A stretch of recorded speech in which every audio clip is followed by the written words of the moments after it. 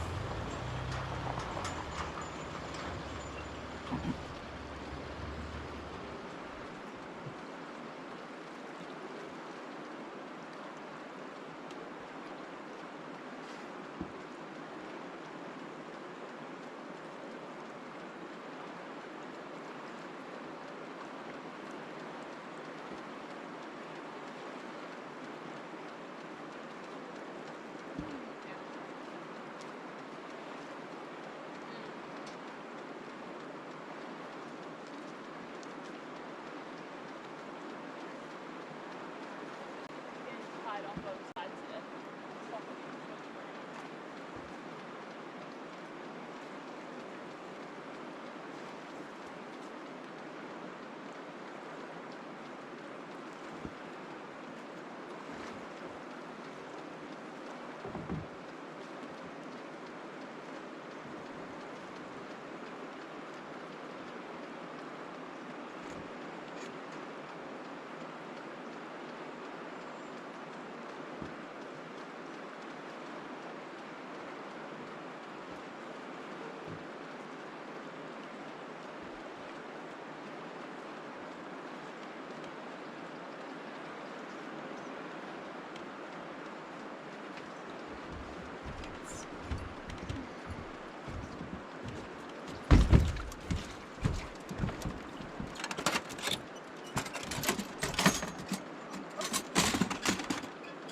You were gonna go cam strap mode.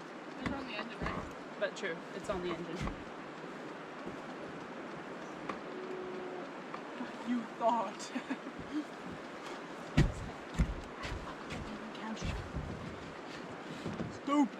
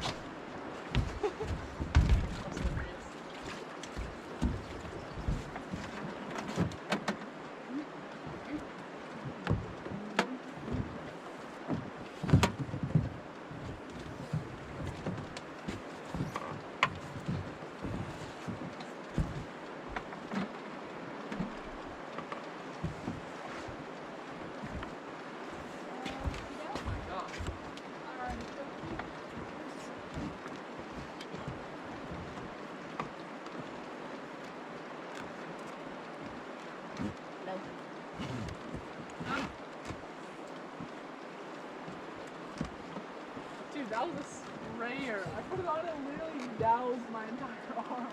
No! Yeah! That's so upsetting.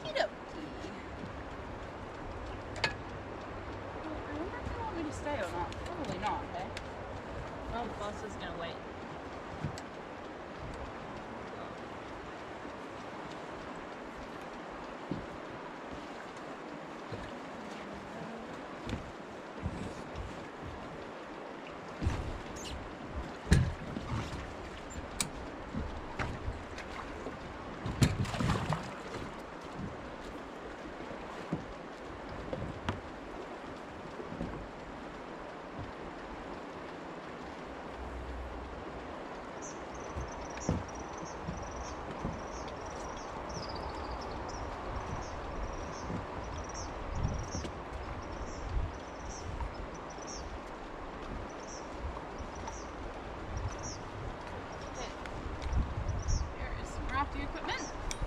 Thank you. We'll see you at takeout. Okay. See you later. Have a good afternoon. Have fun with the fiberglassing.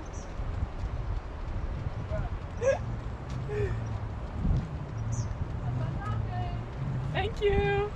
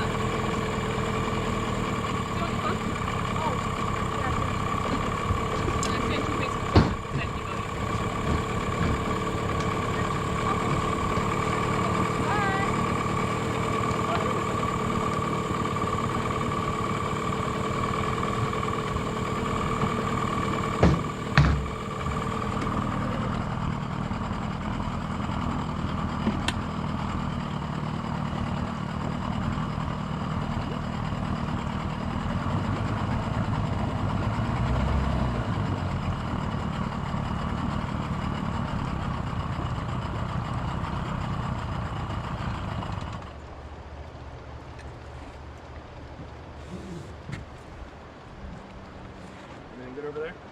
Yeah. How's your morning doing? Pretty good. Got the kid yesterday, so it's going back. Oh, what yesterday, sir? The kid. Oh, Cal's nice. back.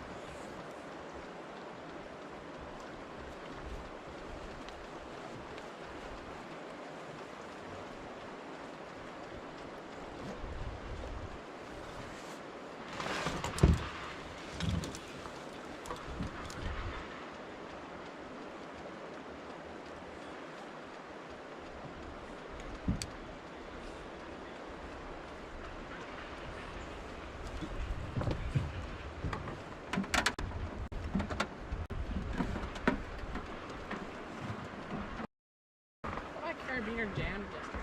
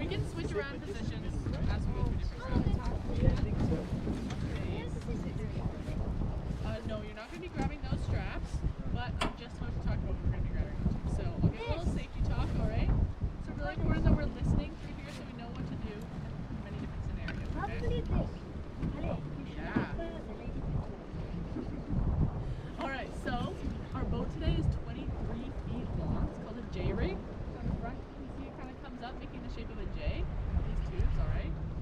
There are 4 air chambers along each of these tubes, and there's valves that are kind of on the outside, those little gray circles, right? If you hear any hissing noises, just let your guide know. Wait, but it should be totally fine, alright? So, yes, as we're going through rapids, we're going to be holding on, alright? So, either Connor or I, whoever's on this boat, is going to, as we're going to a rapid, we're going to say hold on or holding on. And what that means is you're going to be sitting just like you guys are now, and you can grab either this top or this bottom bar with both hands, okay? Yeah? Okay, and really important that you're grabbing in between your legs, alright? Nice, yeah, in between your legs. It's on the outside, it's a little bit easier to do a little backflip out of the boat. We don't want it to be doing any backflips, alright? So both hands in between your legs. Awesome. And if we're going through some really big stuff, it can help if you're kind of pulling up on that and pushing down on your feet so that you're not like bouncing around as much, alright? Awesome. Like that. Yeah, nice. Okay. Now, if you do fall out of the boat, that's okay. It probably won't happen as long as you're holding on properly. But if it does, you're most likely to fall out pretty much right next to the boat, alright? So if you do, we're going to be pulling you in with your life jacket straps, okay? That's why our life jackets are so tight. Somebody is going to reach down, grab both of the straps, and pull them all the way into the tube, okay? You guys look on the outside of the boat. There are ropes on the outside of both of those tubes. You guys see the rope? Yep. Awesome. So that's what you're going to be swimming back to, okay? We also have a rope up front here, so if you do somehow end up kind of in this area, you'll be able to grab a rope in there as well. And if you do end up underneath this metal floor, there are some ropes under there that you can grab onto as well, okay? Awesome. Now at the back here, we have our running engine, as well as a spare engine in case we do have to do any engine changes. If we're going through a really big rapid and we hit this awesome wave and you guys turn around to give me a nice high five and your guide isn't there, what you're gonna wanna do is grab that red coily wire. That's the kill switch, okay? Yep. You're gonna pull on that, it's gonna kill the engine, it's gonna make it so it's easier for your guide to swim back and get on the boat, okay? Awesome. And we also have our running gas tank, as well as a spare gas tank. Yeah, that red coil that's like right on the motor. Yeah, right in the middle there. Yeah. I see it. You know your red stuff. Yeah, pretty much. I see. And we've also got a first aid kit behind that blue box right there in a red container. Yep. And a repair kit in the blue box that's right behind Andrew. Right. We've also got a little GoPro live streaming today, which is going to be exciting. People in the office are going to be able to see us go through some of the waves. No way. We can get it worked out. And just figuring it out right now. Alright, so if we're on the water today and something does happen to our engine, or if something happens to the engine on this boat, we're going to do what's called a join up, okay? Basically, one of us will signal this, and that means we're going to bring the two boats side by side just like they are right now, okay? And the way we're going to hold the boats together is with you guys. You guys are going to be our human zipper. So if we imagine that we're doing a join up right now in the middle of the river, and the boats are positioned this way, everyone's sitting in this tube, but in this scenario, since there's only 6 of us, maybe all the adults can come over to the tube that's joining, alright? You guys are going to roll onto your stomachs, and you're going to grab the rope of the other boat. Yeah, exactly like that. That's a perfect example, right? So you guys are going to hold on, and we're probably going to be driving to shore, and right before we hit shore, your guys are going to say, let go, let go. This is just to avoid your hands getting rubbed between the boats as we hit the shore, and then probably about 2 or 3 seconds later, we'll say grab back on, and then you can grab back on. Sound good? Yep. Awesome. Alright. If you fall out of the boat, you're probably going to get what's called a cold water gas reflux, right? The water's pretty warm today, it's about 20, 21 degrees, but your body's going to take a few breaths to kind of get used to the temperature, so just be ready for that. Completely normal bodily response, right? Once you've taken a few breaths, swim as hard as you can back to that boat to grab onto them, okay? If you're a little bit farther away, then it's easy for us to pick you up, or easy for you to swim back to the boat. We're going to do what's called a downstream pickup, alright? What that means is we're gonna go downstream from you. It's gonna look like we're abandoning you, but I promise we're not abandoning you, okay? So I'm gonna turn around and start driving upstream towards you. It's gonna look like we're about to run you over, but at the last second we're gonna turn the boat sideways, okay? That's us presenting that side rope for you. Come on, grab onto that rope, and then we'll pull you right in. Sound good? Awesome, okay. If you do fall out of this boat, and this boat is way in the distance, but you see that this boat's really close to you, you can absolutely feel free to swim to the other boat as well, okay? If you fall out and you're really close to the shore, make sure you look at your guide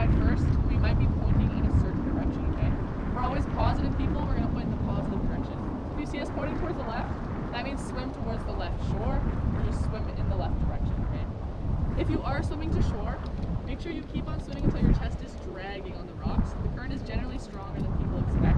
So that's why we keep swimming. We're then going to crawl out onto shore, get up, and then just stay visible so we can see you, and we can just come and pick you up. If you get tired, well then we'll have to come pick you up. But that is a good segue because if you're not actively swimming anywhere, alright? So when you are actively swimming, you're going hard front crawl, right? But if we're just doing a downstream pickup, or if you're just kind of floating through a rapid and waiting to get to the bottom, and you're not trying to get anywhere, you're going to get into what we call our defensive swimming position. What this looks like, laying on your back, okay? Your feet are facing downstream, so that if anything does hit it, it hits the bottom of your feet, not your head. And you can steer with your arms, and most importantly, you want to stay as high on the surface of the water as you can. Do this for two reasons. Number one, so that you're moving the same speed as the boats. If you let your feet go down, the water underneath the surface is swimming a lot faster, so it'll be more difficult for us to catch you. And the second reason is just to avoid your feet getting caught under any rocks, alright? The river's pretty deep, but we still like to avoid it. See if our start with keep up. Try and stay nice and high on the surface of the water, right? If you guys fall in the middle of a rapid, you might have to do some swimming in rapids. There's a couple things to keep in mind there as well. Now, we talked about wave trains probably. You guys probably saw that on the bus, on wave after wave after wave. If you're swimming through a wave train, make sure that you're breathing in on the way down the back side of the wave, okay? And then you can breathe back out as you're going back up the wave. You may feel like you want to breathe when you're at the highest point of the wave, but that's where there's the least amount of water, so your body's going to crash right through it, alright? You got a big mouthful of water. If you don't figure it out on the first wave, then you're definitely going to figure it out on the second wave. Or maybe the third wave if you're a slow learner, okay? Awesome. Now there are also hydraulics like whirlpools and boils on the river, and some of these have the tendency to try to suck you underneath the surface of the water, okay? If you feel like you're getting sucked underneath the surface of the water, stay calm, alright? Most people don't get more than 5 seconds where their mouth is underneath the water. Usually we find people's forehead is still above the water, alright? If you are getting sucked under the surface, again, stay calm. You can turn yourself into a little ball, okay? By curling into a ball, it's going to allow only one current to be active at a time. It'll allow that hydraulic to work you through it, push you downstream, and then your life jacket will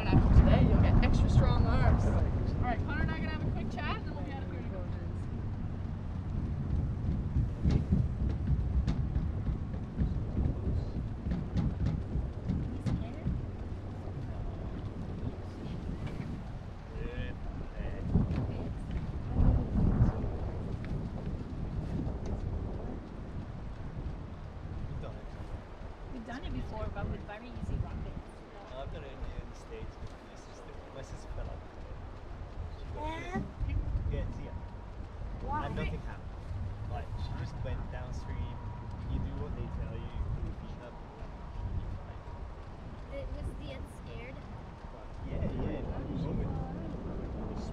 We hit a big rapid and she just didn't hold on probably. And it was a normal one, right? So it was with paddles and stuff, so you could only hold on with your feet. Yeah. Oh, no, you're like paddling. So, and then her foot slipped and then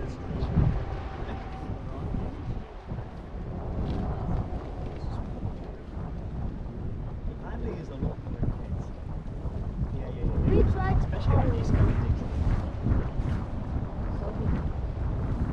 We did it on a slope. Smaller river.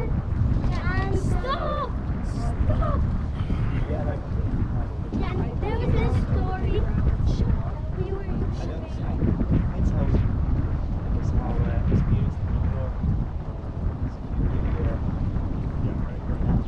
China's rivalry.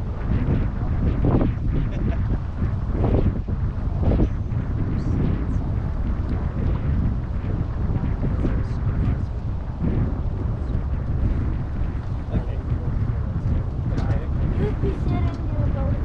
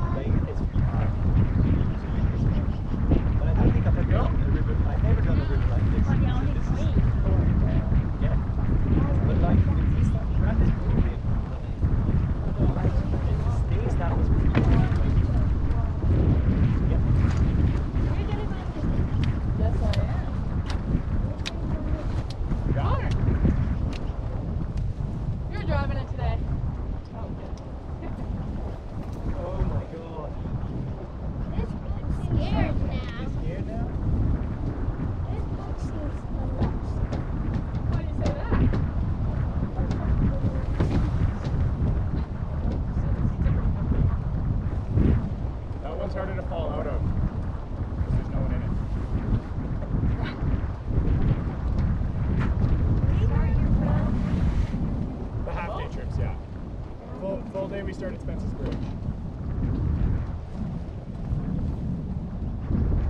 Yeah, we do the same section paddling.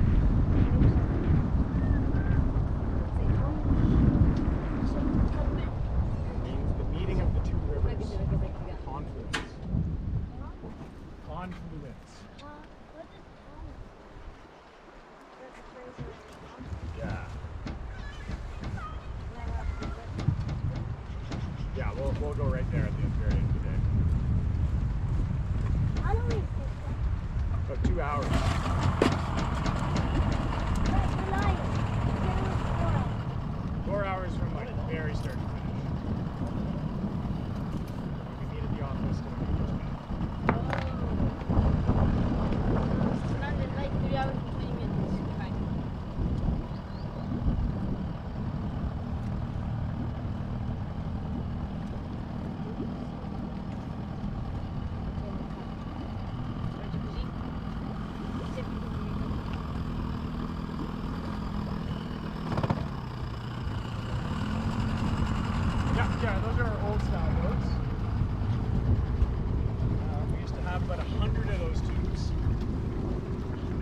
100. And then we lost most of them in the fire. The only ones that we didn't lose were the ones that were already built into boats.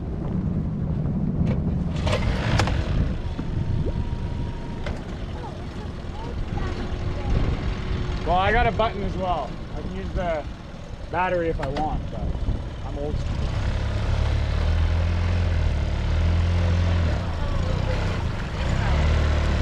Breathe at the bottom of the wave. Breathe out and in at the bottom. Hold your breath at the top.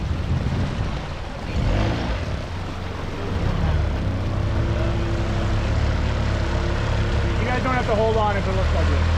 I'll tell you when you gotta hold on. Yeah, those boats back there, those tubes were originally quite a bit longer, pointy on both ends.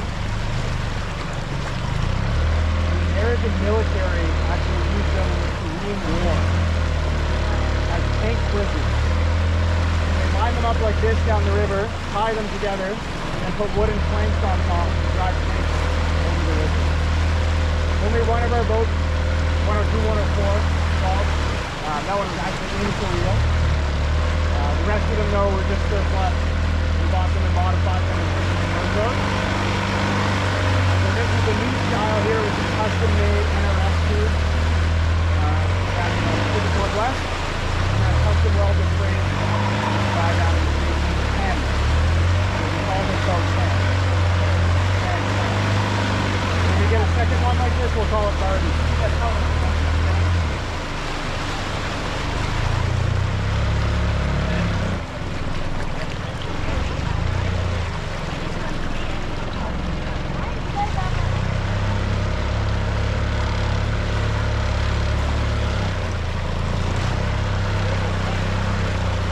Rattlesnake bridge. No, it's just water line. So this place is called Shaw Springs. That's Shaw's Spring. There's a freshwater spring over there that supplies all the water for the property. So we have to bring it over in those pipes. That's where the water from the resort comes from. No, the water at the resort comes from a well. Okay. Yeah. Just the water for this property comes from the river. So when the river goes down, right, it pushes a lot of water downstream, but it also influences the water table on the side of the river. So the groundwater here is almost always at the level of the river. Our well at Kumsheen, and you'll see when we go to Rattlesnake how far up Kumsheen is. Our well is all the way at the bottom, the level of the river.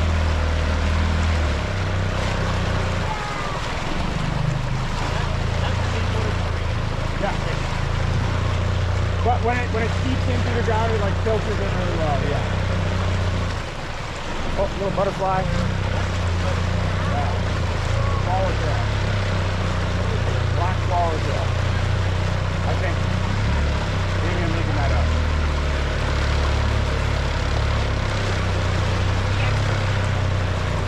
Hi, butterflies.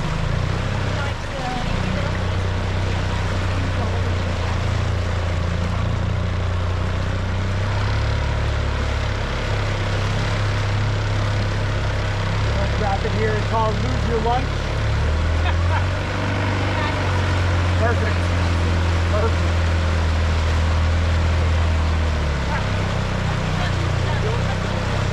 Go up. Yeah, we'll have to hold on for this one. Make sure it's in between your legs. That's perfect.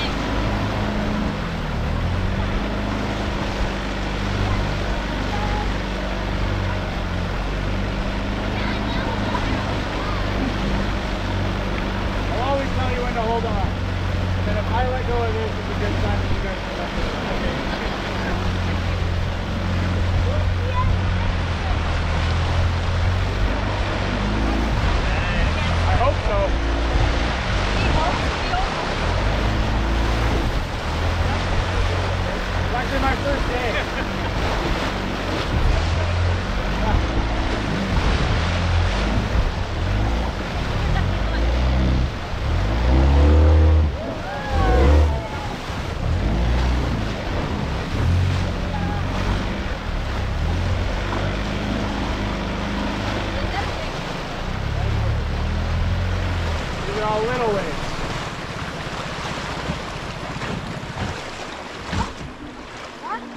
Still float. And hang up.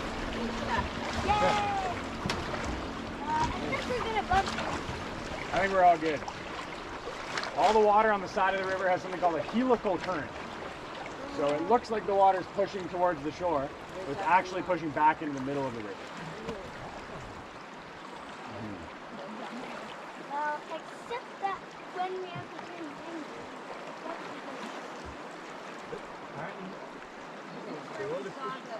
Yeah, the sheep are just up there. We're going to see them in a moment here, Yay. potentially. There's one lone one in the gap in the trees. Without my glasses, I cannot see. Yeah. It's hiding behind the trees now. There it is. Just moved its head up. Yeah, there. See it? There. Yeah, just above the train tracks. That one's pretty tough to see. I saw it, even without my glasses, I saw it. Who's getting? It's unbelievable how dry the valley is. Right? Oh, there's another one right there, just left of that settle sign. That's behind a tree. Yeah, we're in the rain shadow of the Coast Mountains. So there's a mountain range on the other side of the Fraser that when all the precipitation comes in from the ocean, when it rises up, it dumps it all there. Oh, right. As the air has to go up the mountains, and then it loses pretty much all of its humidity over there, and then we don't get any rain there. This area, it's called high arid, like almost a desert. Yeah, that's what we're saying. I didn't even know it was sitting There's even have cactus. Yeah, cactus. Really? That's why you go up. Yeah, we got rattlesnakes, cactus, bighorn sheep. These are called desert bighorn sheep. It's like California. Yeah. He's going faster than us. Yeah, that water over there is moving a little bit faster. So it's not our first, the water's. I didn't know Canada had this Yeah, I type know of the climate as well. Well, yeah, so we have deserts, rainforests, tundras, mountains, marsh. We got it all. Yeah, actually we came to Ontario 2 years ago and Yeah. it's totally different than Completely here. different, yeah. And you don't associate Canada with this type of climate. No. No. You think I didn't even know we had cold, I this wet, don't until I think moved out snow, here. Right? mountain. I'm from Ontario, and I thought BC was all just like forests and trees, right? not deserts. Ontario feel as well very isolated. Sorry? Wouldn't say see the desert. This is like almost a desert here. This is almost desert. Yeah. Soyuz is also a desert. And then the Arctic tundra is technically a desert as well. So it's like a savanna. Almost, yeah. We don't get very much rain here. And yet all trees. Yeah.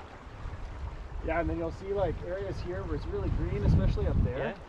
Yeah. There's a groundwater supply there. And There's the like a Caspian. freshwater spring underwater. So Also driving yesterday, we Yeah, thought yeah. it was a golfing camp. Yeah, By it was opposite like wasn't. super green grass. Yeah. And then everything, all the rest arid. yeah, Very bizarre. golf courses and farms. Yeah. Yeah. Anybody see You're any first. bighorn sheep? Yeah, that's what I was looking Yeah, for. you're I'm not first seeing any this right song. now. What about bears? We do have some bears. This time of year, you saw a black bear? Where? No, but that was In recent. Whistler. In Whistler. Yeah. Our bears here tend to stay a little higher up in the mountains this time of year. It's a little cooler.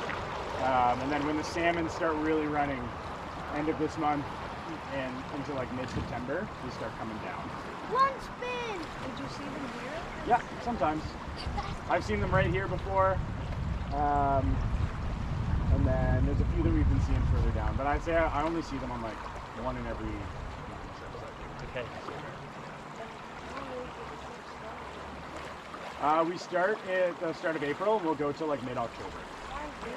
Is that pretty cool? October's actually not too bad because the water's still pretty warm. Yeah. April It's cold. is good though. We get the wetsuit on, get the full splash Yeah, gear, yeah. put a fleece on top. It's not too Yeah. bad. It's like a sort of Socialita. Yeah. And Slovenia, it was so cold. in Yeah. winter. That's most of the rivers in BC too. Most of them are glacial fed and snow melt. Yeah. This It's river in is Chile. warmer, right? It's way warmer, quite like This it. one is incredible. And we lean over and touch it. It is a glacier. Glacier, yeah, it's such a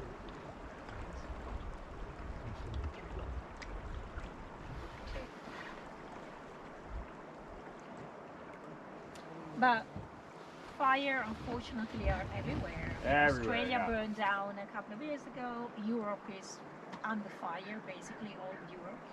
Mhm. I have a question. Yeah. How do you flat area without waves for like completely flat and glass? There's basically at the bottom of the river, there's nothing happening. It's all smooth and flat. So there's three main things that cause a rapid. There's little whirlpools in here, little boils. But to get a rapid, you have to have a constriction, so the river gets narrower, so the water has to speed up to go through that area. You can have an obstruction, like a rock, that when the water, so some of the waves we'll see today, there's a rock underwater, and then the water is going on top.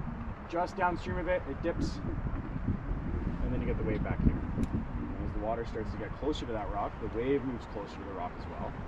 And then you get a hole at the bottom, which is that one thing I didn't mention on the bus. So the first splash that we got in Lose Your Lunch there was a hole. So the water is dropping really sharply behind a rock. And it hits the bottom of the river and comes back up and recirculates. So the water's coming back upstream at us. We'll hit a few of those today, but with the power rafts it's a little tough because that rock is normally right where my propeller is. Yeah. So that's why I have to come at it at an angle. Avoid the rock. Sort of physics. I avoid the rock. The front of the boat normally goes right over the rock, but the back of the boat doesn't. It's all physics.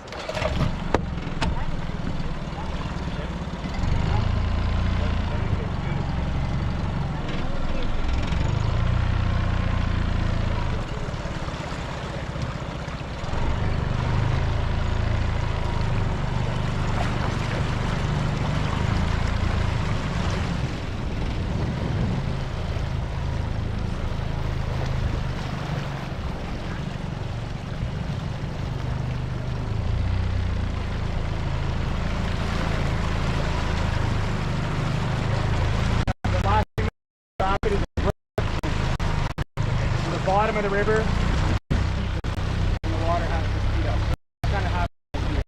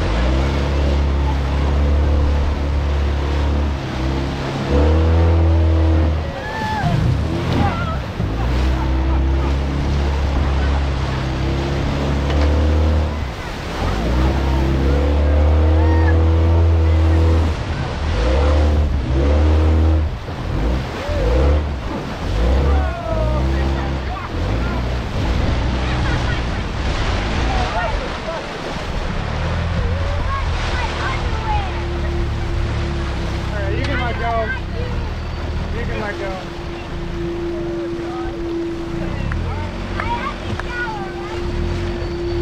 Not anymore.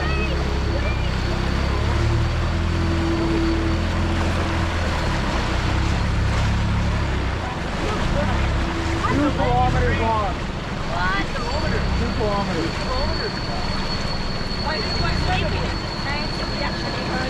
Yeah, what number tent did you get? 4. Yeah, it feels like it's coming straight through your tent, eh? Yeah. That's the ones on that side. Yeah. The other one's just not. Yeah. Fortunately, I sleep like a stone, so I heard nothing. Good. Kids were fine. No, I wasn't. They were more than 3 I heard 0 or 3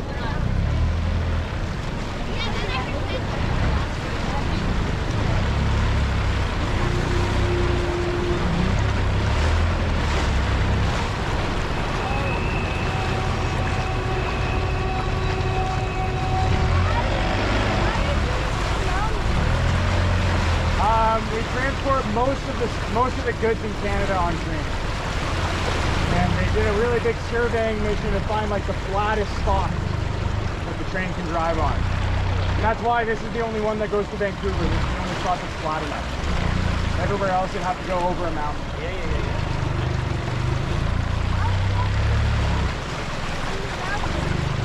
Sorry?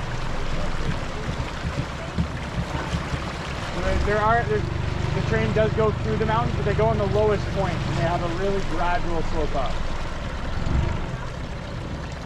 No, very rarely. There is the Via Rail trains and the Rocky Mountaineer.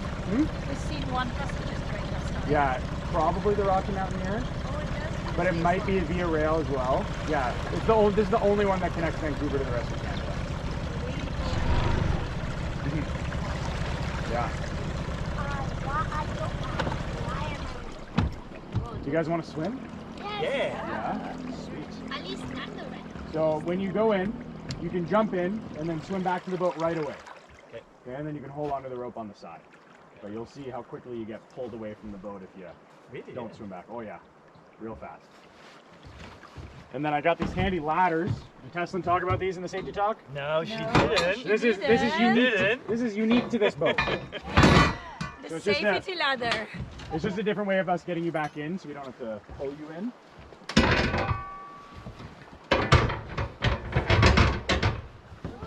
You guys can go for a swim. Hang on to a string so I don't get too far. Yeah, there's a rope on the side of the boat you can hold on to. Oh, so I don't need to jump in. I can just. Yeah, you can just climb slide in. down Yeah. and just- Yeah, but go for it. If we're gonna swim, do it now. Which side? Does it matter? No, I can put a ladder on that side as well. Well, no. Oh, I see. Maybe I'll use this side then. I And you can. jump in. Yeah, go for it. Do it. You can jump in. Not doing it, just- Tyler. If you want to do it, you got to do it now because we're coming up to a rapid. And do we, Just go. leave everything on? Yeah, everything? go. Do it. Oh, swim! Well, I just gotta slide in after seeing. Yeah, go for it. If you're gonna go in, you got to go in now. No, it's not. Jump in further away. Jump in. Just jump in. Alessandro, go for it. Go. You got to do it now if you're gonna do it. Go. You, Leo? Go. Yeah, I'll stay close. Yeah, you can. You're in the same. Oh yeah. What if you don't go in the boat in the rapid? Well, Leo, there's you one wanna rapid come? that we might hold on to on the side, but if you, It's actually not too cold. we'll start hopping out. We're getting close. All right. Come on, kids. Yeah. Get out. Yeah. Get out. So if you get a knee on that bottom rung there. Nice. Come on, Sophie. Do your gymnastic thing. Come on, quickly. Yeah, just come to the ladder. Quickly. How was it? Sophie, come to the ladder. Go. Very fresh. Go.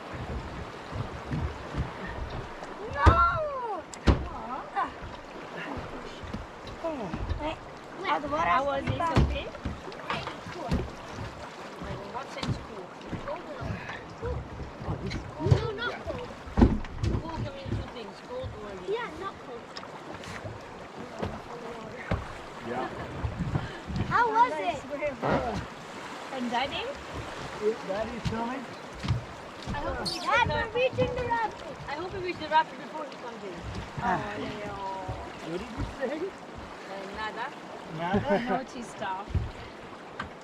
Oh, you're missing out.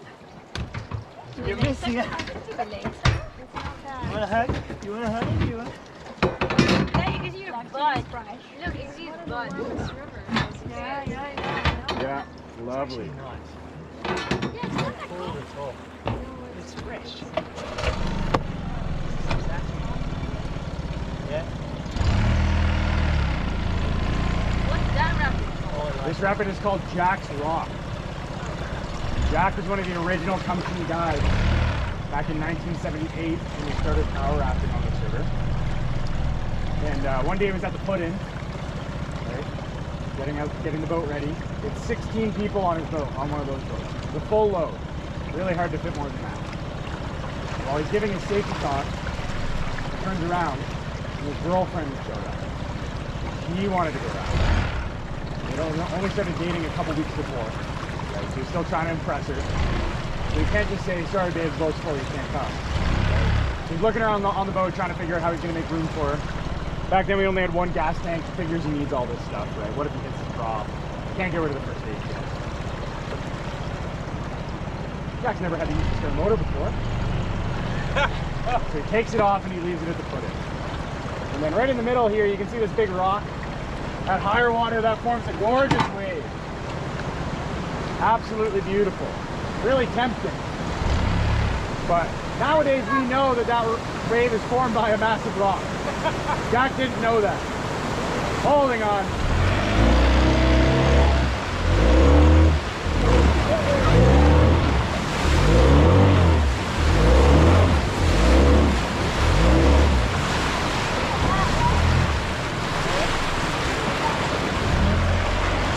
Sorry? No, but he went right into the middle. Holding on. And there's a huge splash, and then a bang and a little splash. His hand is empty.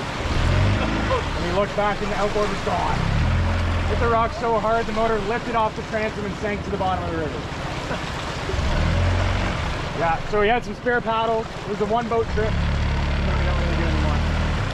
He limps the boat over to shore, ties it to a tree, walks up to the highway, sticks out his thumb, hitchhikes to the footing, grabs the spare motor, hitchhikes back here. I don't know, he's picking up some guy on the side of the highway with an outboard motor, but it was the 70s. What about the girlfriend? Girlfriend stayed on the boat. Most of the other folks, though, didn't stay on the boat. They walked up to the highway, stuck out their thumbs, and hitchhiked to Lytton. No way. And they told Bernie, the big boss. Bernie was not happy. So Jack gets to the takeout with his skeleton crew. Bernie's there waiting for him with a wad of cash in one hand and a little piece of paper in the other. Gives each guest a full cash refund, $8 back then. Hands Jack his final check. Tells him to try back to Kumsheen Raft Adventures. Poor Jack. Poor Jack.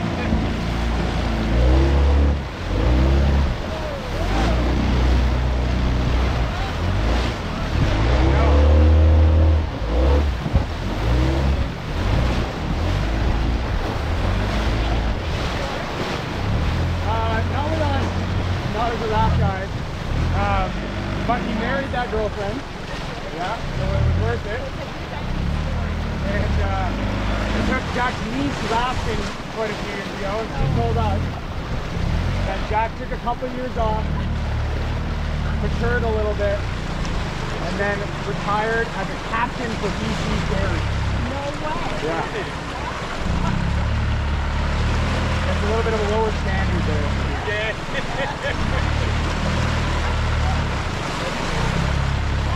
No, this is now Conception Bay.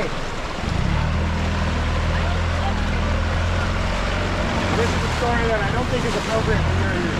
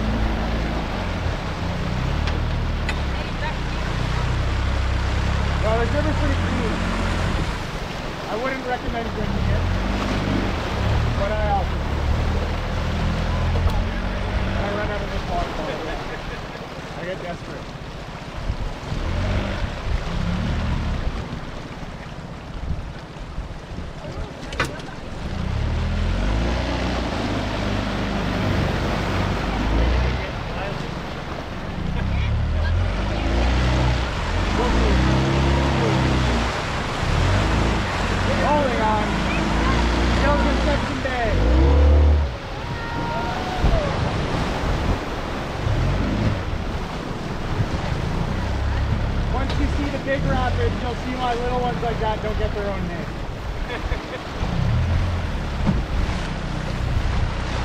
And a lot of them are named for what they look like at like a certain water level. So this one's big at high water, and at high water it's just one rapid. It's very clear that it's one rapid. And then when the water drops, it splits into like 3 different little sections. A lot of the other rapids at high water aren't even there. They're only here right now. Or they just change a lot. So like Frog has like 4 different stages. There's when the rock is underwater, when the rock is just barely sticking up a little bit more, and then right now we're really underwater. So it's April when it's high. Normally end of May, early June. Yeah. So May and June it gets so high that we don't paddle on the river. Our commercial cutoff is 85,000 cubic feet per second. And in general, we just don't paddle in May and June. Because we don't know what how high the water is going to get. So we don't want to book people into paddling when they can't go. Carnage Corner. It's actually named for the highway. So, there's a big bend on the highway up there, really sharp. And on most highways, it would be banked, right? The outside edge would be higher to kind of stick you to the road a little bit better. Not here. It's almost the other way around. So there's like 15 signs telling you to slow down, but if you don't slow down, and you're a transport truck, a big semi, and you're top heavy, flip over onto the train tracks, and then all your contents get dumped down here. So you can see a little bit up there, and a lot right here.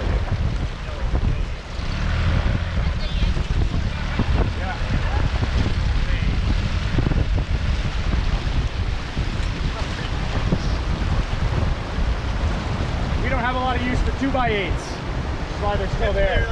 But when it's 2x4s, they're ours.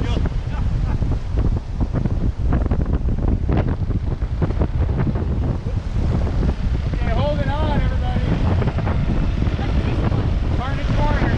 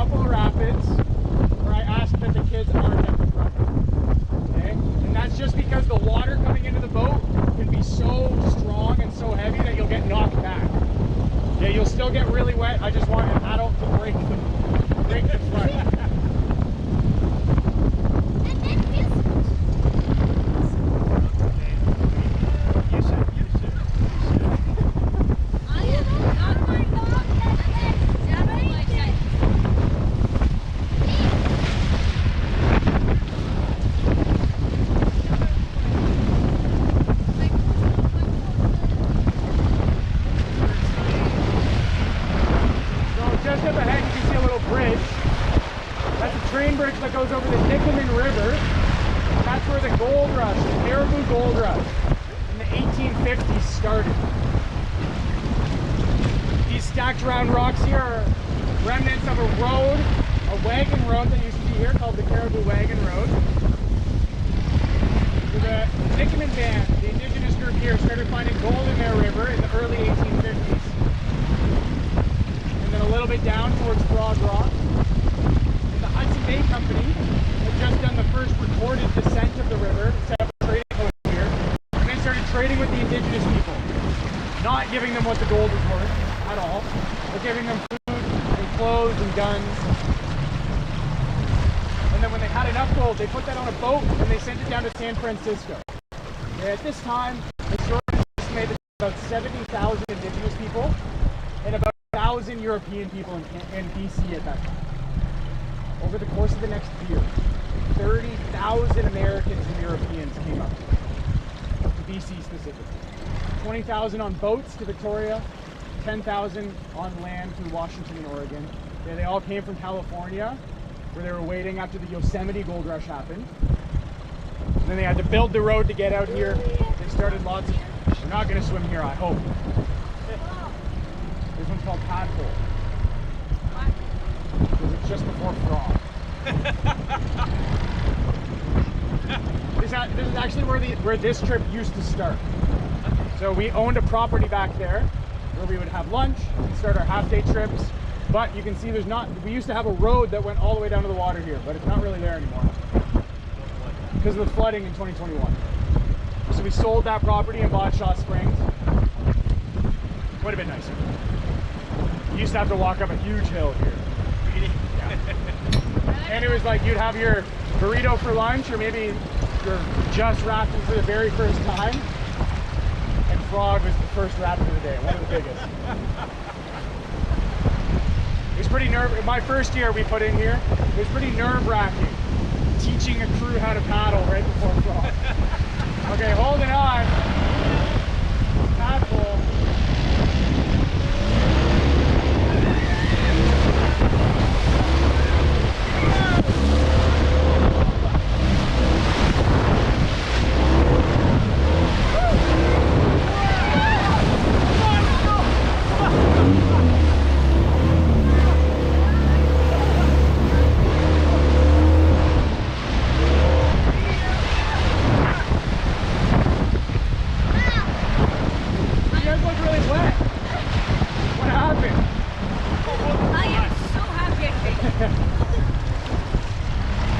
Wetsuits now. Yeah. Okay, so we're coming up to Frog Rock. You can see that little white SUV parked on the side of the highway. Okay, that's Kira, our photographer. We'll be taking photos of us at Frog and at Cutting Board. And you guys get all those photos. We already paid for them, whether you want them or not. We got an email in the next day or so. The link. It'll say Connor's Raft. Click on that and all the photos. Okay, so, really important, folks.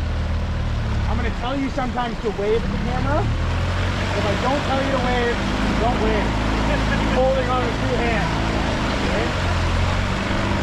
Oh, when I tell you to wave, it'll be calm. Don't be moving on.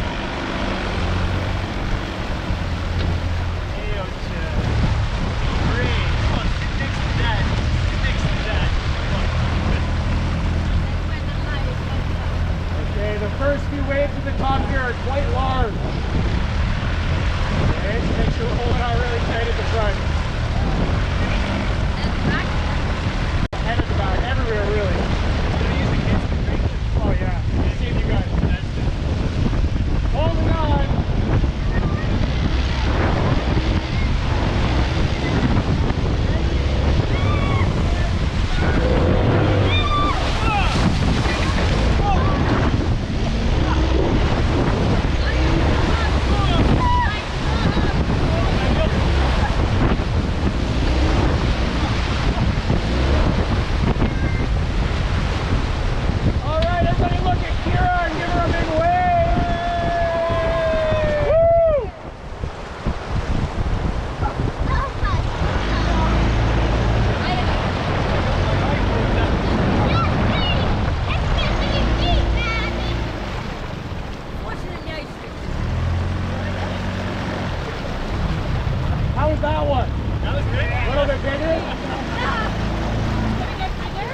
Yeah, a little bit.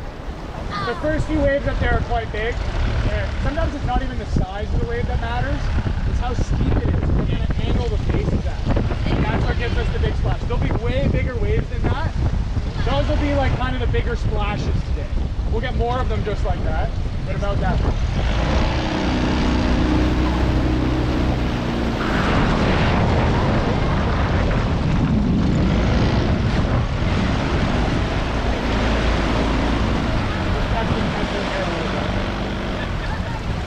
Waiting for the photographer.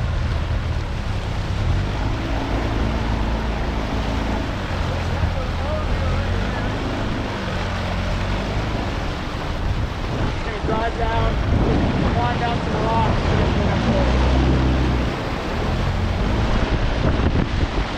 Alright, coming up we have Washboard. Really nice rolling splashy waves.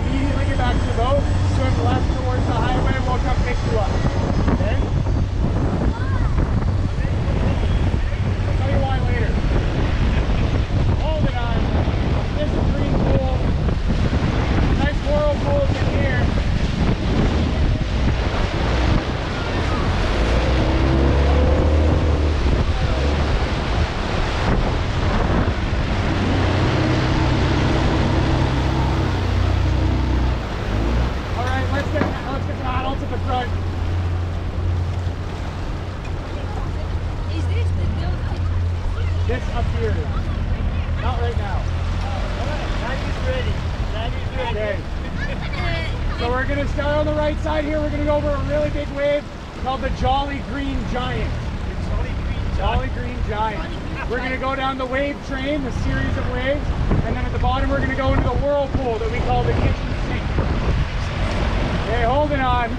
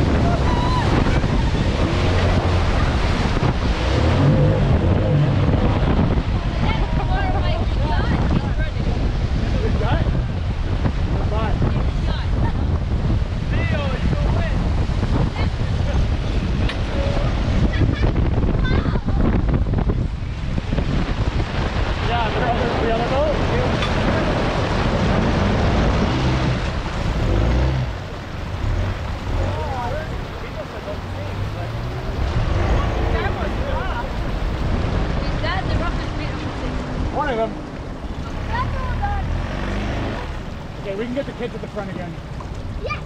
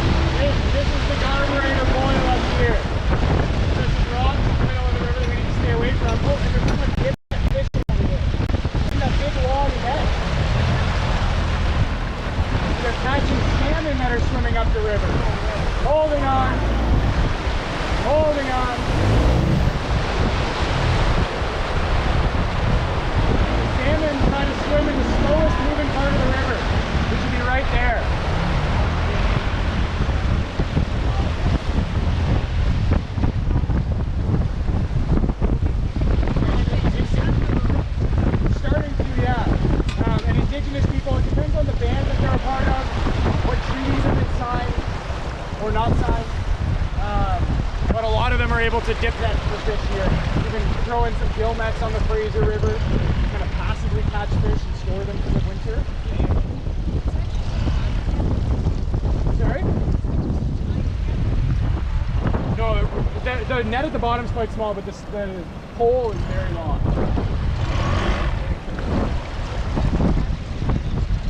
Yeah, you don't want to catch too many at once.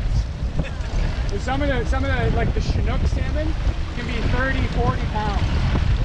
Yeah. So a lot of the times they'll actually be tied onto the rocks so they can't get pulled into the water by picking. How many is that in kilo? How much is that in kilo? Kilos, 40 pounds, like 18 kilos. Something like that. Coming up we have the Witch's Cauldron.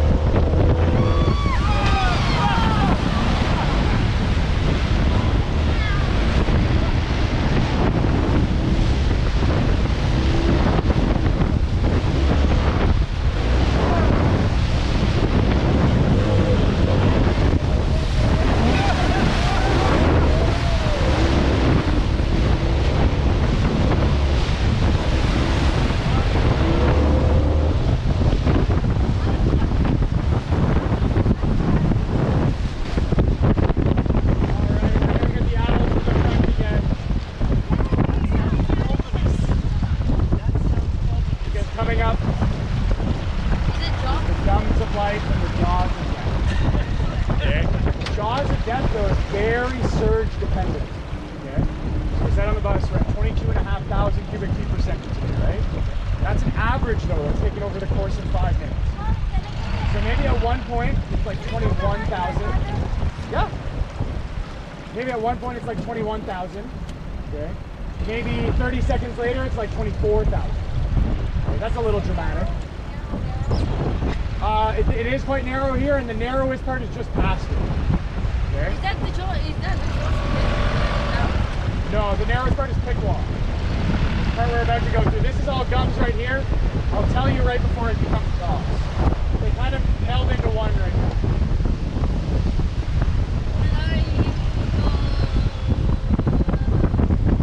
Okay, holding on.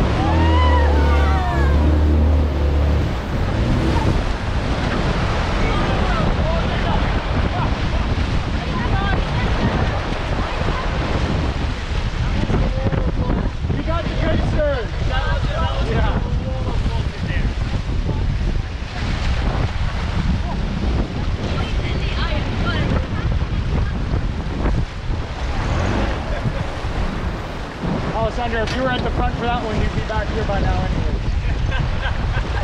The river would just push you back.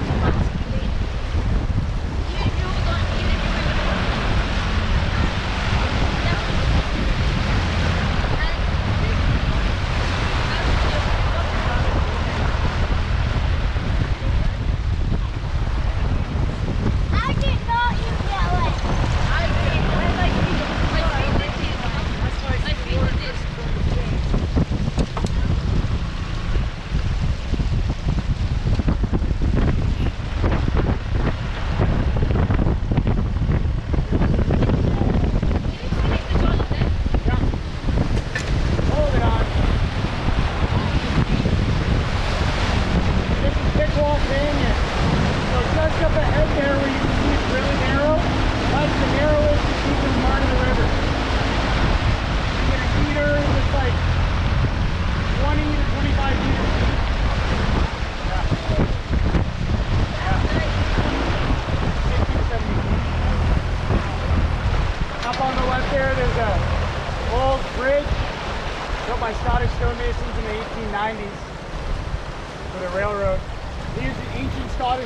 Building technique,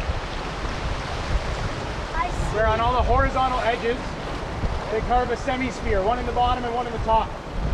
And before putting those two rocks together, they put an iron cannonball inside. Yeah, in a second here. Go a little slower.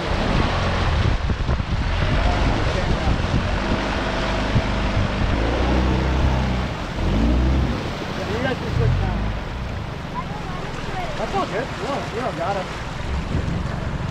But, so that iron cannonball, when the rain comes, rarely, but it eventually does, the water seeps in through the rocks, and then that iron cannonball rusts and expands and locks the rocks together.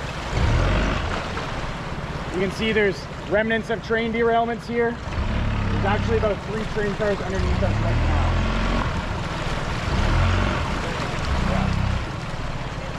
And they still go over that thing every day. All the trains that kept you up last night. Every day.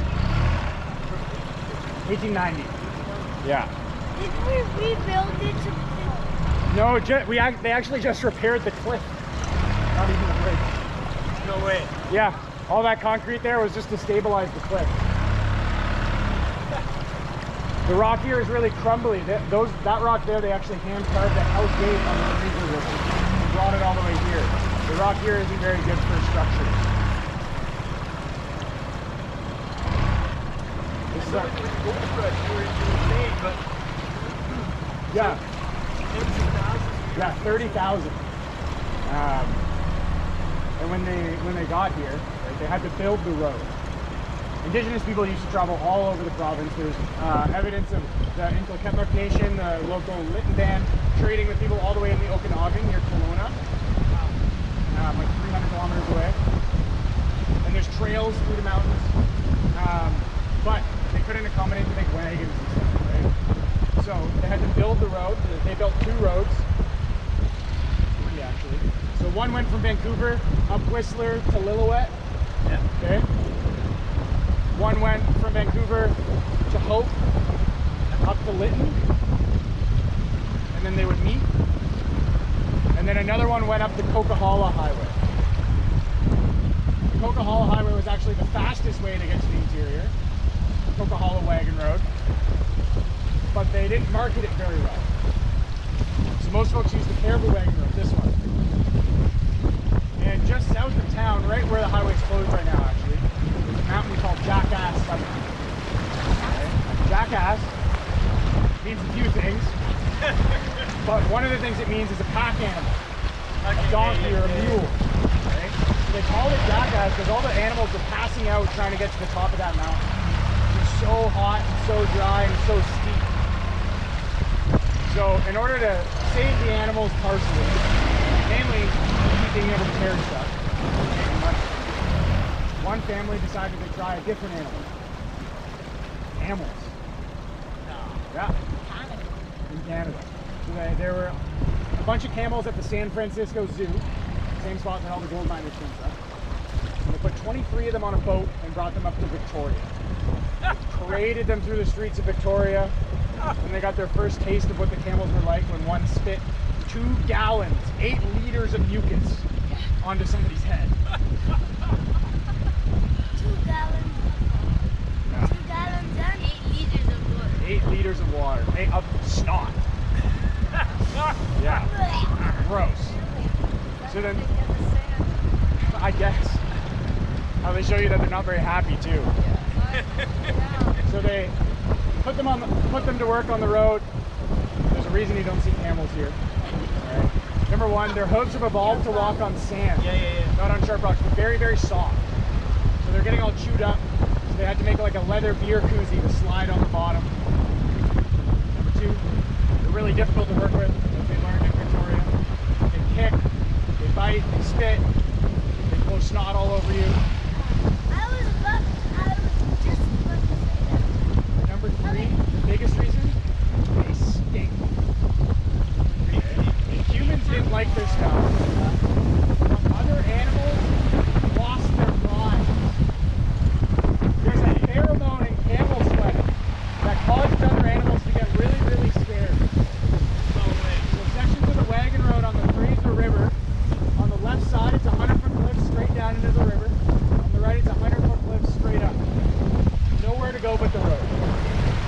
The wind would shift and blow the scent of a camel towards a donkey or a horse or a mule, and it would just book it right off the cliff, straight into the water. Wagon, passengers, whatever. So they banned the camels, right? Pretty quick. Then they had to figure out what they were going to do with these 23 camels. 21 at this point. 2 of them escaped on the island. And they put them over there. A little further north, but they put them on that side of the river. Figured they have a good summer and they die in the winter. Nope. For 3 years, they've regularly ransacked Lillooet. You guys drive through Lillooet after Whistler? So the bridge over the Fraser River is called 23 Camels Bridge, right? And they would run over the bridge, they'd break into shops, they'd eat the food off farmers' fields, they'd attack people, and then they'd run back into the woods. And then eventually they got fed up with them and they sent out a hunting party to get them, and what they've dubbed the Great Camel War. great camel. Yeah. Back then, grizzly bear and black bear were a really common food. Hunters would actually hunt bear for the meat and hunt deer for the leather. They're kind of different now. Most of the time when hunters are hunting for bear, they're hunting for the hide. And when they're hunting for deer, they're hunting for the meat. But bear has a lot more fat in it, it's a little bit more substantial. If you're surviving just off of game, bear's a little bit better. Okay? It's a little bit. Wait, A little bit, yeah. But sometimes not if you do it right. So one of the Lytton hotels got their hands on one of those camels after the hunting party got them. And they put it on the menu. That camel was named Grizzly.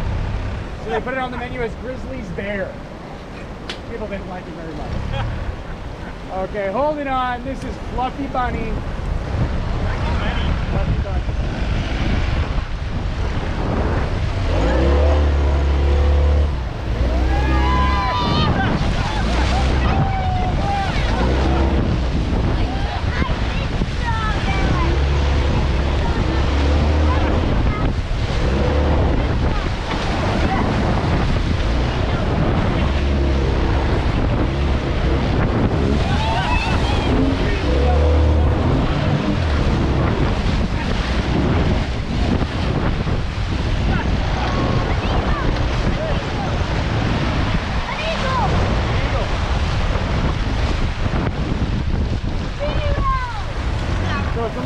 Tell from here, but I think that that's a juvenile bald eagle, a young bald eagle.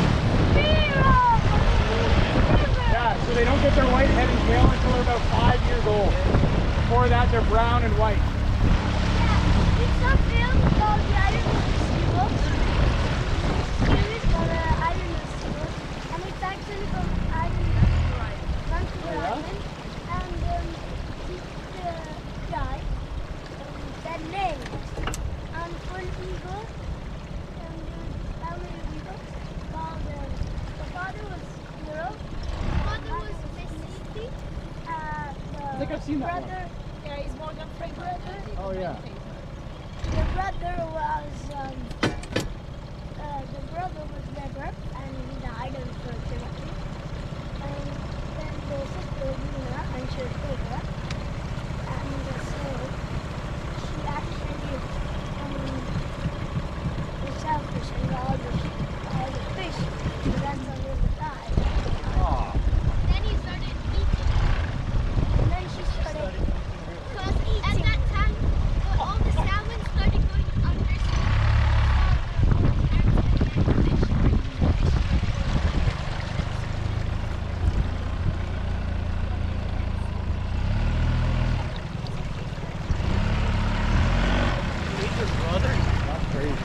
So around here we try not to point at bald eagles. I'll get it right. Consider bad luck though. The English Temp believe that bald eagles are the reincarnated ancestors watching over. So I say that now. I'm gonna point the boat towards the bald eagle.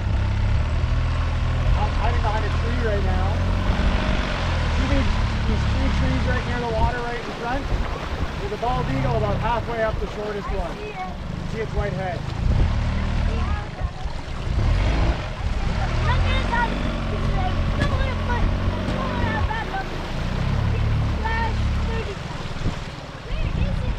And over there. I literally don't point I'm gesturing. I'll Don't point! straight ahead. Now I see it. Straight ahead right now. It's the black body and the white head. Yeah, I see without my glass, and I'm basically without my glass. Yeah, don't point at it. Hey, Spiro! So somebody watching the live stream just asked if I've ever seen Bigfoot. I have. Sasquatch. It wasn't here though, it was in Manitoba. On the Bloodbane River. Bloodbane. Buckman River? Yeah, the Buckman. Buckman? What?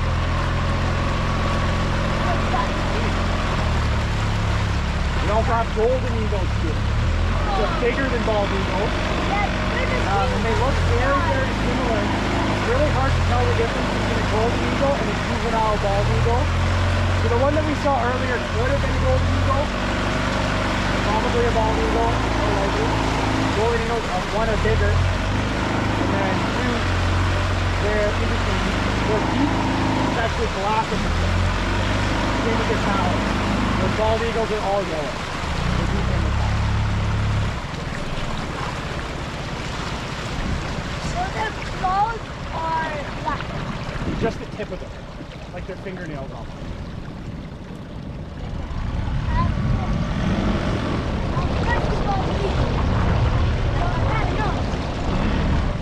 Alright, coming up we have another one of my favorite rapids. What is that? This one is called, that's a golden eagle. Oh, Yeah. golden eagle. That's a golden eagle.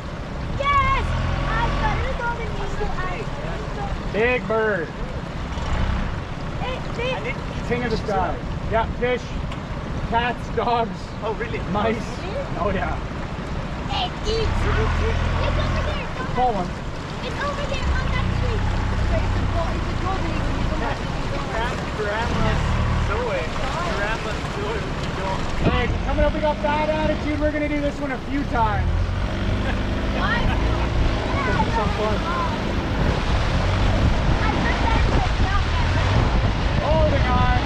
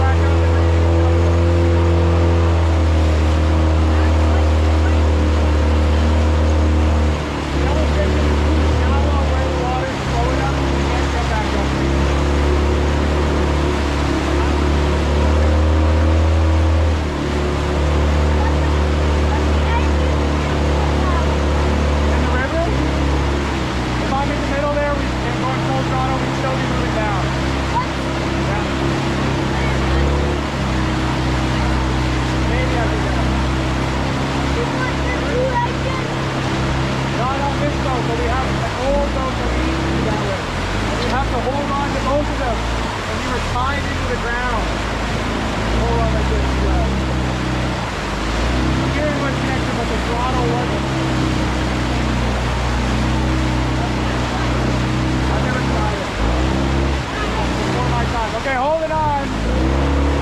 Extend.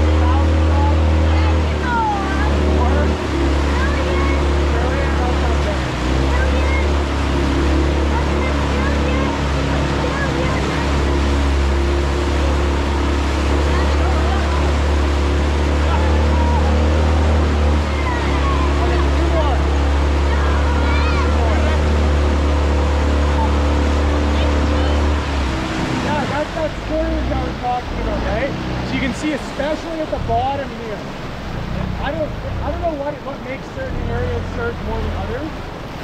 Something to do with what's forming those waves.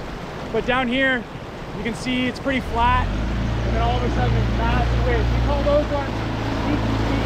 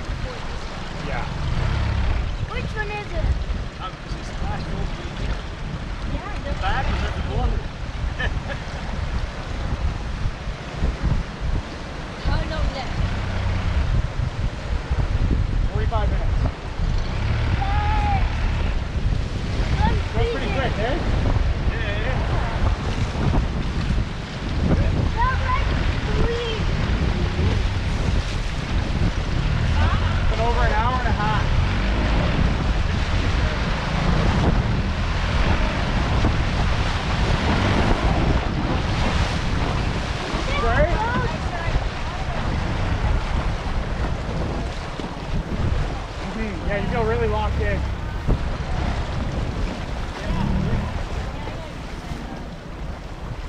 My hand. You can let go when it's like this.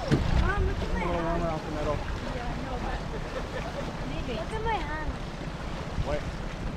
Ah! Pruny.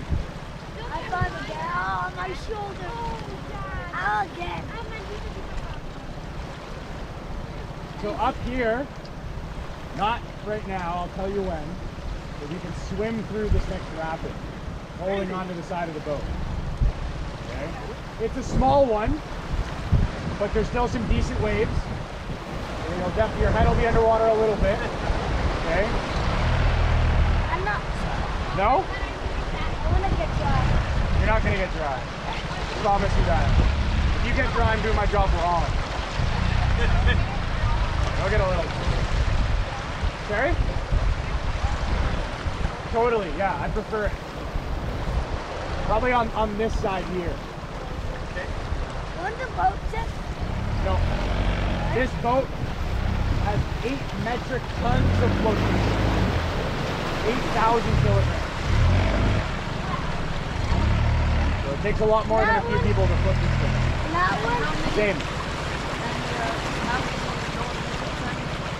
Well, Imperial time is going to be... I mean, an Imperial, I think it's like not even a regular number. Right. That means if you put just on one of these tubes, you could tie or somehow attach 4,000 kilograms to it, and that would be neutrally buoyant. So if you put 3,999 kilograms on it, then it would still float. Even if you put a 7-ton tree. Yeah. 7-ton tree on this boat, and it won't sink.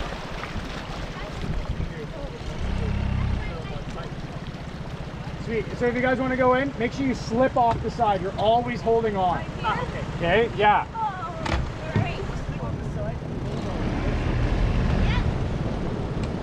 Always holding on. Go for it. Oh, when you stand up, it's less cold. Yeah.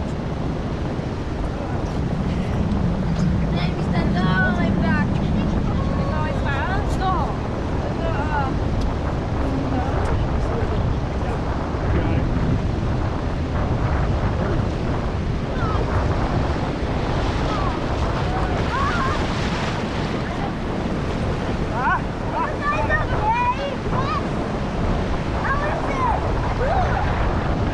Hey, remember, you breathe at the bottom of the wave.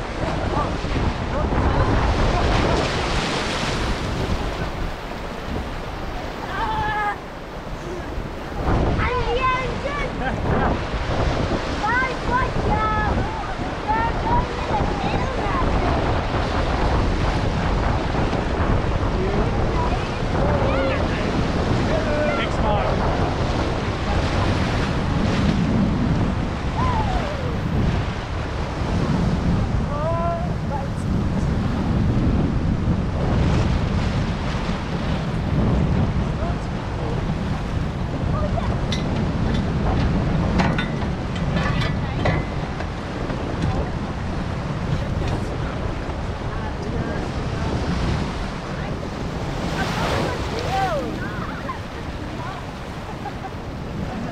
You're getting the worst of it.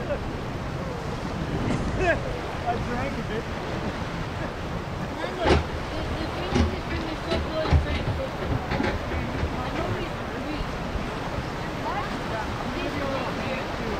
Pull up on your weight back a little bit. You want to go first?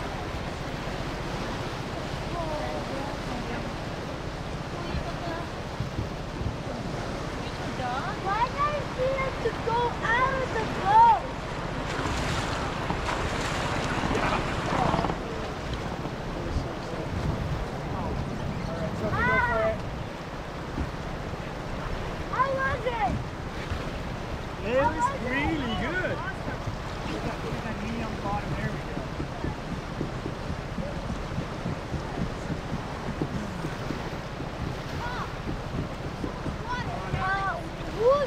you can hop up as well. Why are they? Oh yeah. Live streaming. I forgot. This is a YouTube channel. Will the GoPro record everything we're saying? Oh yeah, a little bit. Oh, congrats. Yay.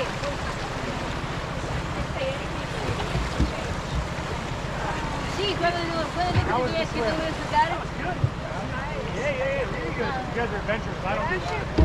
Which one YouTube channels? Yeah, the wetsuit doing his job. Really? Sausage.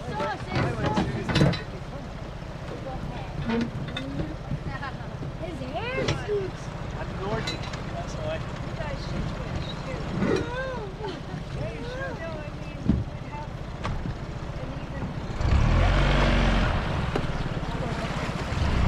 Yeah. Oh, it's all good. The boat will. Doesn't matter. No.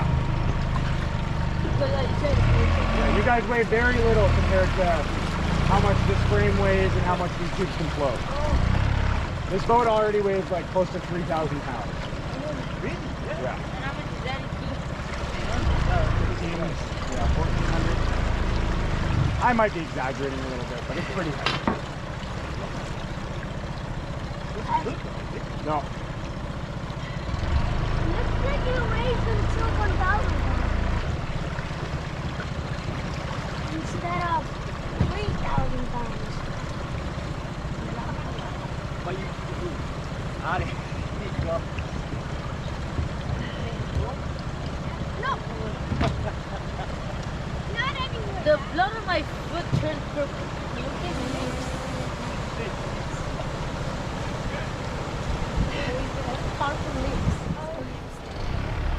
It's the Italian blood. Also, these The Italian blood.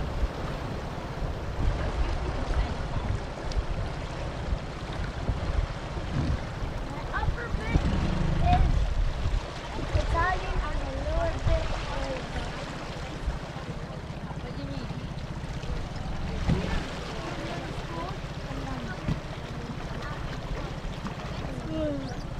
My legs are so good. Yeah, me too. Just my arm. Meno male che le mie gambe si aprono, perché normalmente sono l'unico cosa che no, meno male che le mie gambe sono calde. The sun is behind the clouds, right? Quando Yeah. le mie gambe non mangiare le parole. Sei you son of a okay. I am wet. But they were, I didn't Moxie see waves. yesterday, but And the waves are pretty big, hey? No, my when you were describing, you don't really. No one ever believes it on the bus. And he seems very quiet. Which one is filming? Both. So we're trying out a different angle and a different camera. See if it works a little bit better. So this one is like private. This one's not being shared. Yeah. This one, there's about 115 people watching right now. You can say hi. Hello. Yeah. Yeah. GoPro. Are there only 160 people watching? Right now, yeah. They'll swap in and out. There'll be like 2,000 people probably watching. Yay. On our YouTube channel at Kumsheen Raft Adventures. Yeah. When I get my back, I get You can, yeah, and then we post it. You can watch this whole thing back. It's the electronic device detox now. Yeah.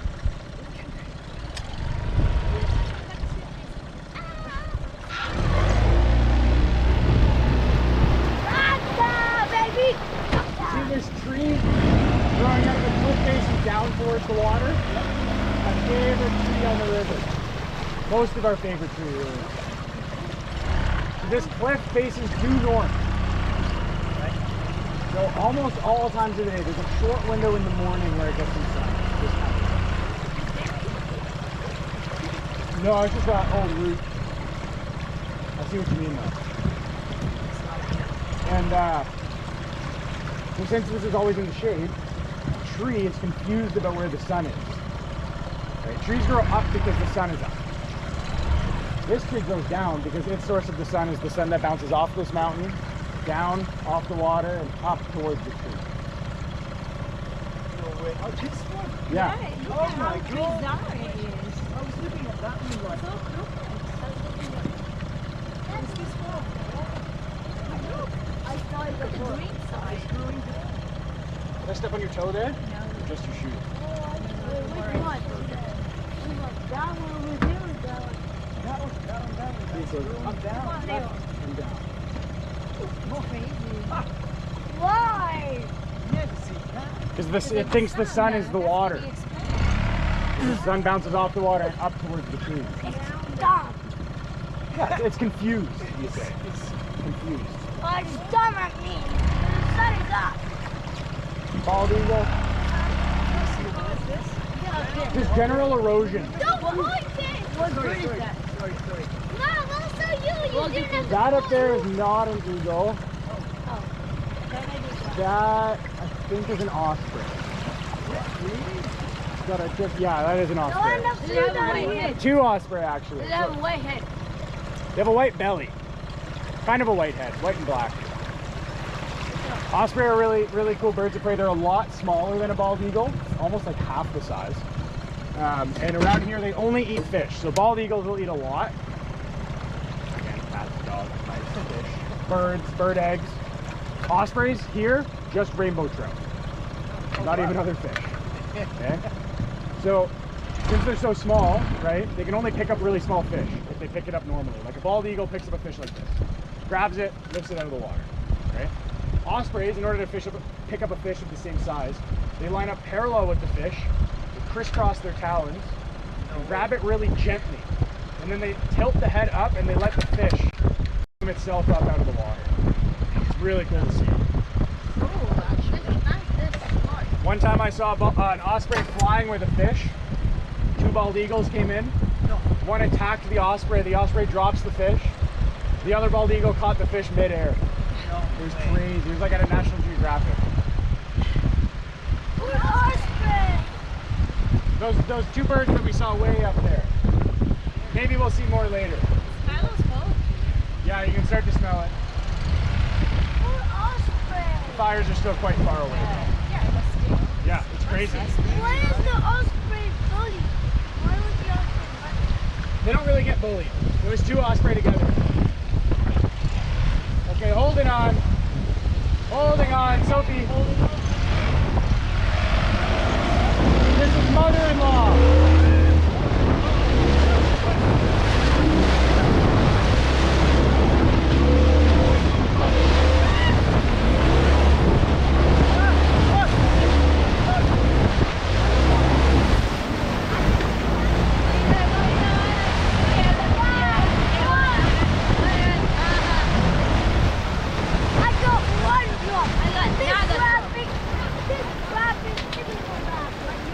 Well, you can go to the front and get a few more drops.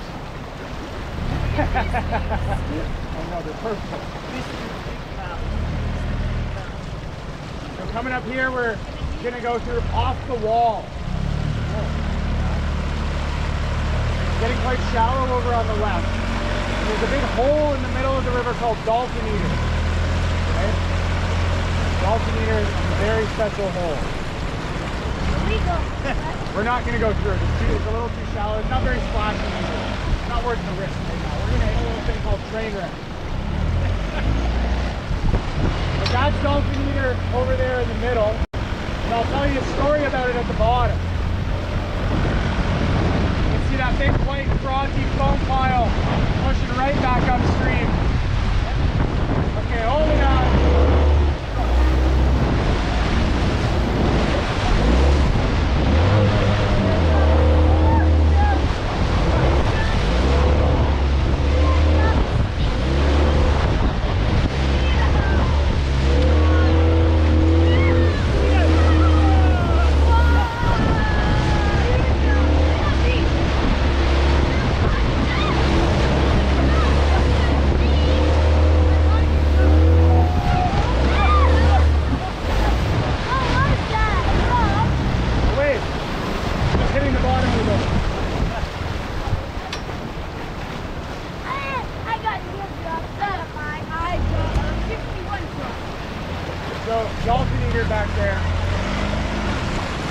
this time of year, sometimes as staff only, we'll go down the river on what we call an ABB run. Anything but boats. And this is after work, no guests allowed. Not even like friends of staff. And Are you staff here? I hope so. I'm a volunteer. Actually, are you staff? Yeah, I work here. You can work here too.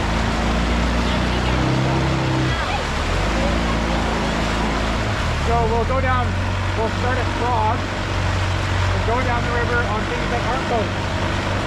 So our paddle raft, somebody needs to take the floor out. They'll just sit on the floor of the boat. It's basically a big pool float. We'll tie some barrels together, slide those down. We normally have one of these boats out as well, keeping an eye on everybody. Right? And sometimes we'll take like a pool float, like an inflatable dolphin. One of our photographers took many moons ago. Just hanging out. But I got more stories about this, but I'm gonna tell them. And goes down the whole Gorge. It's great. Takes it down. Frog, Itchin, Jaws, Swallow. Comes in here. And in Whitewater we can do something. We can surf a lot of these waves. Smaller boats. Use the force of gravity to kind of keep you there. Or you can get surfed by a wave or a wall. This is where the river's in control. Holding onto this cool dolphin, she starts getting surfed in that hole. It's really retentive. But she's stuck in there, holding onto the dolphin for dear life. And she's smiling, her head's above water. All of a sudden she gets sucked underwater. Everyone's looking around, waiting to see where she'll pop up. About 50 feet downstream, she rockets out of the water. Picks up her two hands, two plastic handles. No more dolphin. Ripped right off.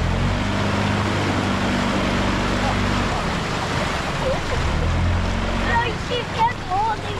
She kept holding, but the glue broke. Why? Wasn't strong enough. Well, she was too strong. She was too Yeah. strong. I mean, this is Underwater. Underwater, yeah. This is the White Canyon. This is the cliff face that opposites our resort. The most expensive and most dangerous stretch of railroad in Canada. It's like 2.5 kilometers, yeah. The main reason why the railroad was built on that side in 1890 and then that side in 1900. Why 1900? Just when they did it. Rockfall. Yeah, look. Yeah. I think Rockfalls, train derailments, these tunnels were expensive and are expensive to maintain. So every year or so they'll send people up, bolted onto the mountain with jackhammers to try to knock all the rocks down. what's Because these chutes here, you can see how this closer one is covered in rocks. They'll probably do that one this fall or in the spring to clear the rocks off. Otherwise they get built up and it gets too heavy for the wood. And then you see all these... Why can't they do like up instead of wood? They can build it in metal. It's expensive. Why did they build that side? So CP, Canadian Pacific, built this side. They got a unique contract from the government to do it. One of the conditions for BC becoming part of Canada was the federal government paying for this railroad. Yeah. They promised to connect all of Canada on a rail line. And back then they didn't have cars, they had to connect everybody. So CP built it on that side. And then CN was the competitor. They were much bigger in Eastern Canada, Canadian National. But then they wanted a piece of this pie. They had to build it on the other side. So CP got the prime. Yeah. And then until 2003, they didn't share. CN ran all their trains over there, CP ran all their trains over here. It's one track most of the way. So you'd have to pull over to let a train go the other direction. And then eventually they realized that that was silly. And now they work together. Now they work together a little more. So one goes that way and the Yeah, other this side is eastbound and this side is westbound. 100 years. Yeah. Figured that out. Yeah. Big rivalry between those But you two. know the rocks are going falling off. Yeah. So they have the chutes in the high rockfall areas, and then you see there's these poles here. So there's little black nubs on the side, and there's wires that go horizontally pole to pole. Okay? So there's horizontal wires going up the whole way. And if a rock falls down that's big enough to worry about, it breaks at least one of those cables, and that sends a signal to the CN crew in Lytton, and they come and check it out on one of their trucks. Now, if they can't come check it out in time, there's a train coming, whatever, they call the conductor and tell them to slow down. If you ever see a train going real slow through here, that's probably why. If they can come check it out, and they find that that rock is any smaller than a refrigerator, they call the conductor and tell them to speed up. Just smash it. There's our resort up there, Kumsheen. Yeah, you can just barely see the tip top of your tent on the right. Quiet at night. When it's dark, you guys should come to the edge here. And when the trains come through the canyon, they have massive bright lights on the front, and they light up the whole thing. It's beautiful. Beautiful. No? You have to wait till it's like properly dark. Okay, okay. 9:30, 10. Okay, holding on. This is Rattlesnake.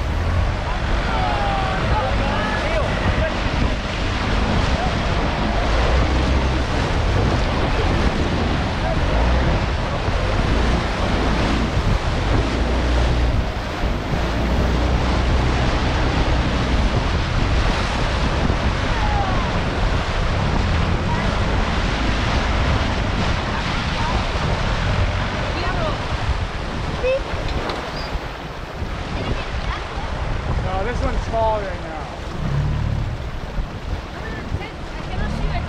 At high water though, there's whirlpools right here that are so big, not our boat, but they flipped other companies' power off. They're like 25 feet wide, 10 feet deep. Can they Really scary. Can they tip this one? They could, yeah. But when we run the river, when the water's that high, we put another tube on either side. So that makes it almost twice as wide. And then we have 16 tons of flotation. It's a lot harder to get pulled down. Paddling must be very. Sorry? Paddling. We don't paddle at that level. Yeah. Yeah, a little sporty. We call it too sporty. Even us guides don't paddle at it. Imagine if the strongest guy is Yeah. like Yeah, those are all up the ridge there, all the way to the top. Those are telegraph lines. No, not anymore. Yeah, just rockfall sensors. Yeah. Yeah, so basically, if a rock breaks, it breaks the current, and then the Lytton crew knows to come check it out. speed up. How do they break? How do they break? Then they have to come and move that. And if they can't come, They do come. Yeah, it's nice. what's in here? G-N-E-I-S-S. A really crumbly sedimentary rock. What's in here? In there's a big battery for this thing. Oh, what if you take it out? Well, then it would get wet, and that wouldn't be quite so good. But that.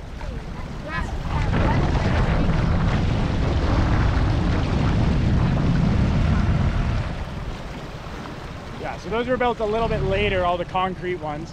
This is my favorite view on the river here, though, right up here. Beautiful. Those are called hoodoos.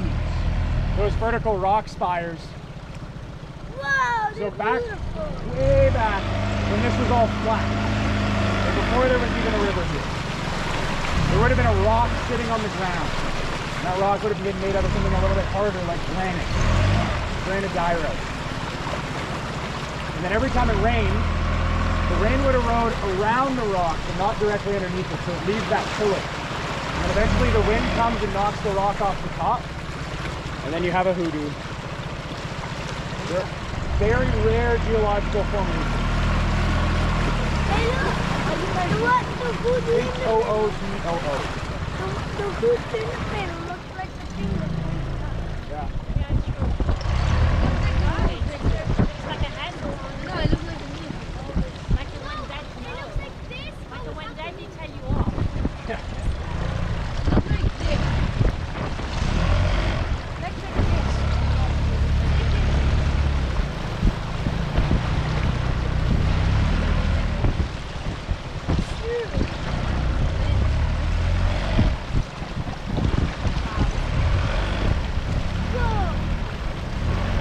Can't really tell how textured it is from the resort. It looks a lot flatter up there. We have a group of graduate students from Queen's University in Kingston, Ontario that come out every 3 to 5 years. And they'll come with this crazy drone to scan the whole range. Right? With LiDAR and radar and scanners, and they make a whole 3D map of it. And they're trying to figure out where the rocks are going to fall down next. If they need to build a new chute, whatever. And by their estimates, this stretch here receives 16,000 rockfall events every year. Over 40 a day. Now those could be a really small event or a really large event. But if you stay for a couple nights and you wake up early enough in the morning, you'll probably at least hear a big rockfall. The number one cause of rockfall is bighorn sheep. They climb on the top and they walk down to get some water early in the morning and late at night, and they knock all the rocks down. Okay. They don't roll. And you don't want to take your regular seat there, it's going to get a little too bumpy for the metal.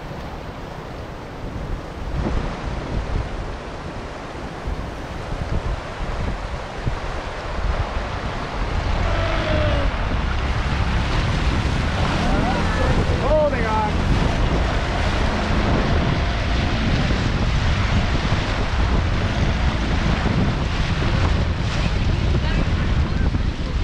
The GoPro into the internet.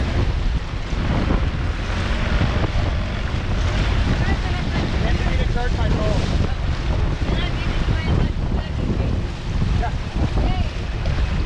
You're on your detox.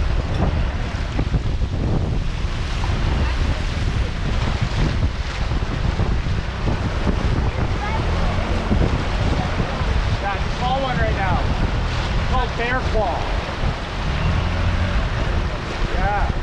Back in, it would have been the mid to late 70s is when most of these were named. And there was a bear fishing for salmon on the rocks down there. And then when they went by in the raft, the bear got really scared and it jumped in the raft, tried to get in it. But luckily it didn't. Its claws just scraped the outside of the top. Yeah, we had to lift the boat down. Bald eagle flying on our left. He's done for. Bad luck. Bad luck to point at the ball. Holding on.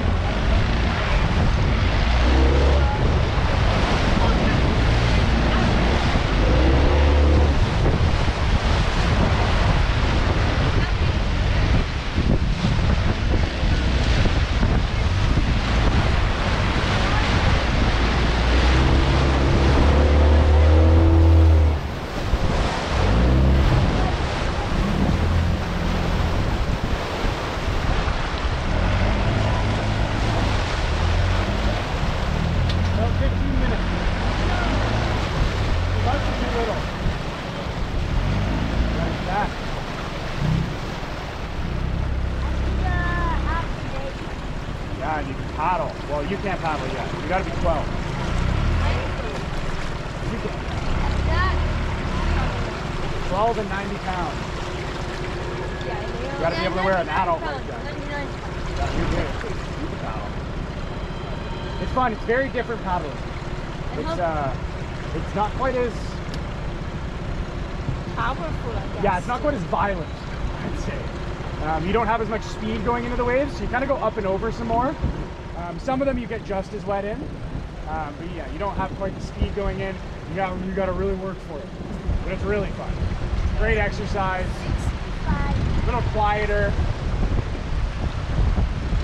They're both awesome. Yeah. Is that on the Fruit of the Few? Wow. That's a dream river of every raft guy. Very lucky to have done that river. No. Holding on. Depends on who you go with that way.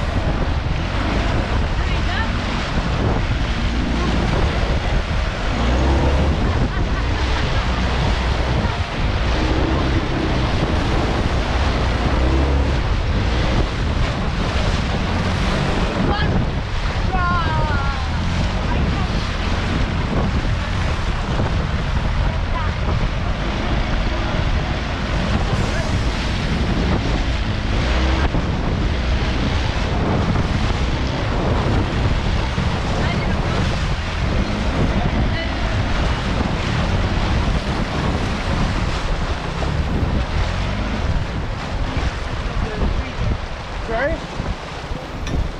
Oh yeah, the very top.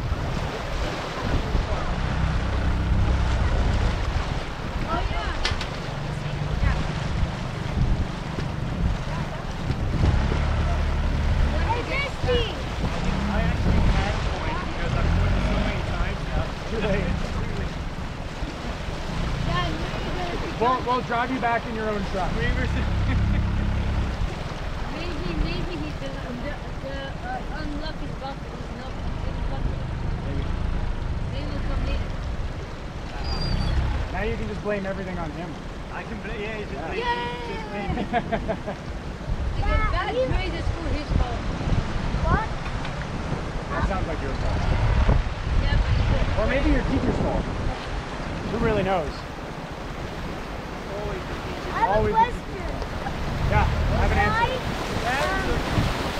Why does that fit of the shoe of that one is a little bit more outside? Because they just rotate a little bit.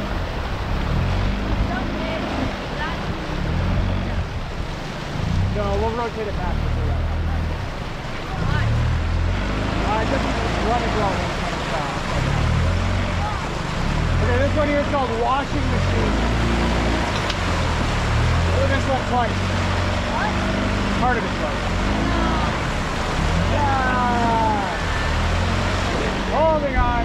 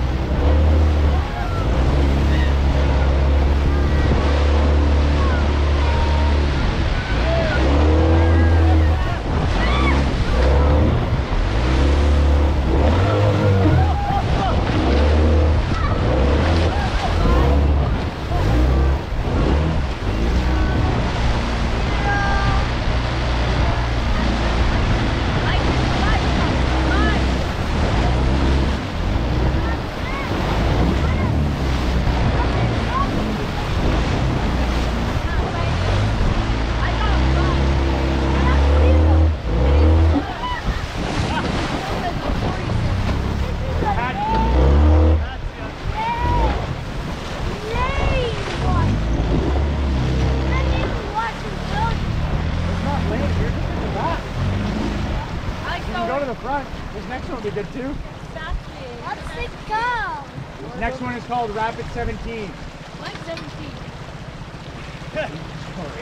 That one was washing machine, but it's called 17 because back when we would start a lot of the trips at Nickaman, where I pointed out that the Gold Rush started before Tadpole, it was the 17th rapid.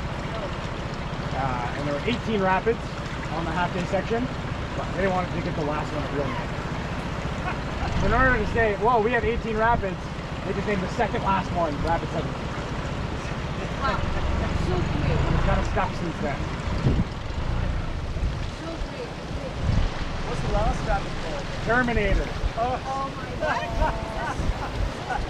This is Rapid 17. Holding on.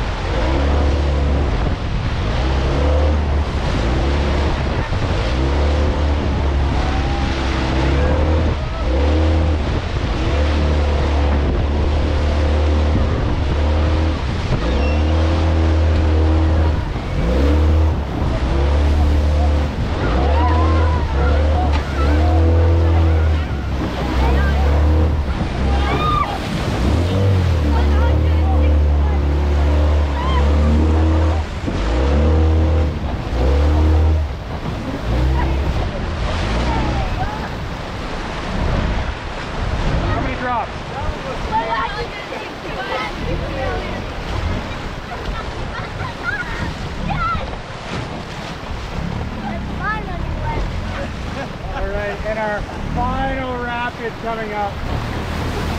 Terminator. How big is that rapid? That one's like that one we call a class 3.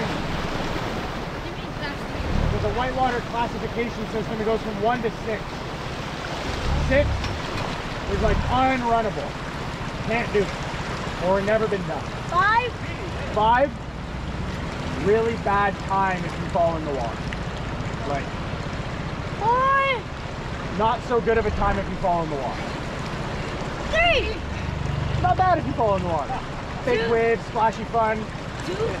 2, easy. What you got? What they swam through holding on? That's a 2. And 1? 1, like this, nothing. And 0? 0, lake. Okay, holding on. Last one. -1? -1, the moon. Holding on for desert.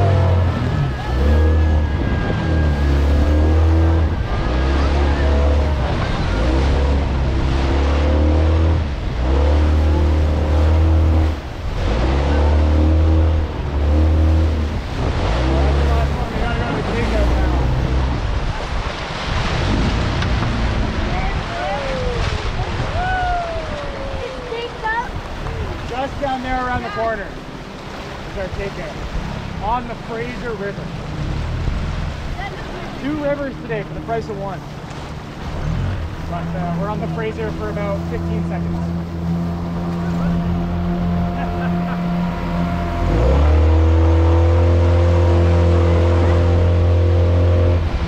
We're not going to race. We would win.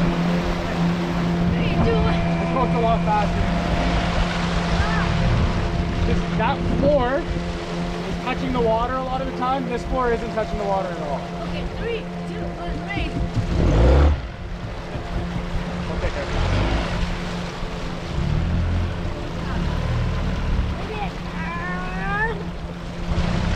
Which boat is faster? This boat or our boat? This boat is faster. That boat or the boat in Australia we went. Probably the boat in Australia. They had 2 engines. 2. And we even Is it on the ocean? Yep, and Oh, we they're way even did faster than like this boat. Yeah. we even did like a tour that we like flip like this. On the other waves. This boat's not built for speed. Built for stability. That boat was like this boat. But with a roof. It's awesome, right? And One in the Lucky Bunny, was it that Lucky one? Bunny? Where we hit that plastic wave? Oh yeah, that was That crazy. I got like 17 tons of water. I got like 18 gallons of water. Hard to beat rafting on this river. The nice thing is it just changes all the time. Yeah. So it doesn't get smaller or really, First thing it's just different. is definitely So working here is amazing. Like I've been here for 6 years, and it's almost every day it changes a little bit. So you have to hit a wave a little bit differently. Or instead of going on the left, now you're going to go on the right. Because the river just changes so much. We're always trying to get the biggest smashes. Yeah. I go out pretty much every day. Sometimes twice a day. Hard life. Hard life. If not, I'm good. I got the best job in the world. and such what a bridge is that? Who built So it? that's for the railroad. The CN, What's the Canadian National, one of the big train companies here. And then the other bridge is for the highway. I thought that one was pretty. So they're both on that side of the river here. And then CN goes to the other side, and CP keeps going on this side. wow? Why is this thing massive? Because the trains are massive. Big train means a big bridge.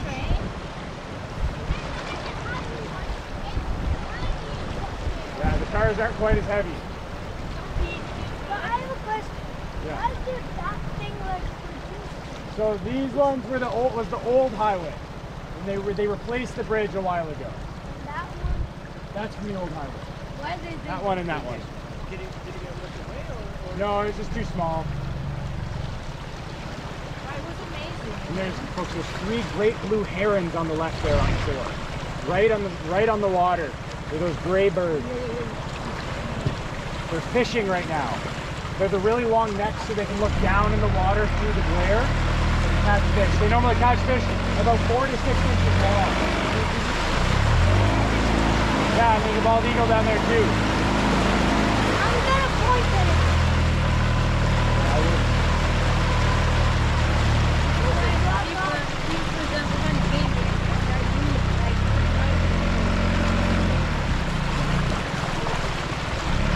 Well, folks, that's the end of our trip.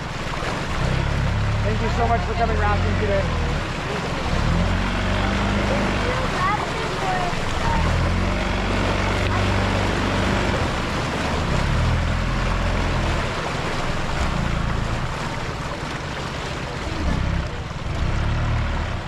That's a great blue heron as well.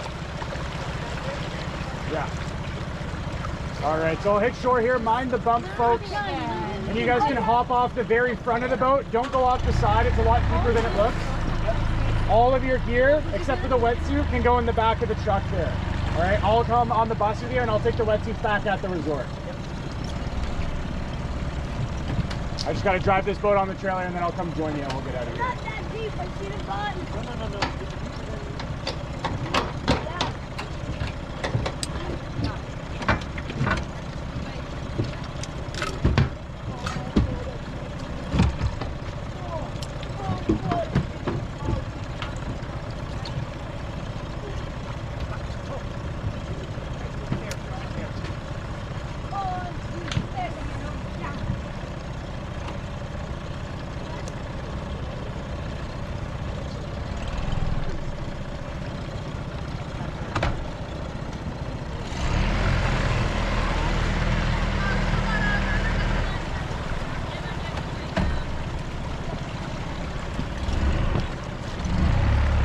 Thanks for watching, folks.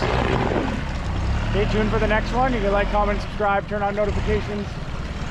You know when we're streaming next.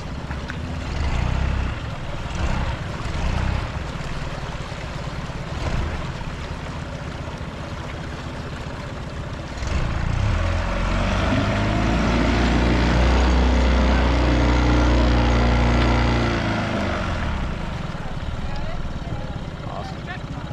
Oh yeah. Great show.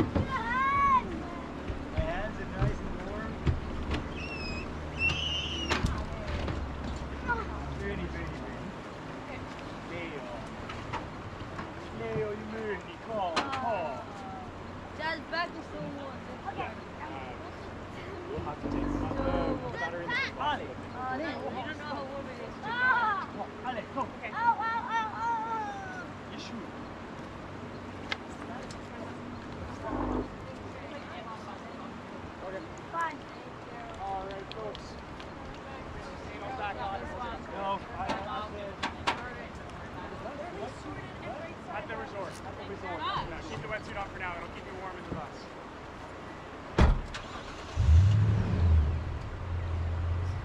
Ale! Ale! Ale!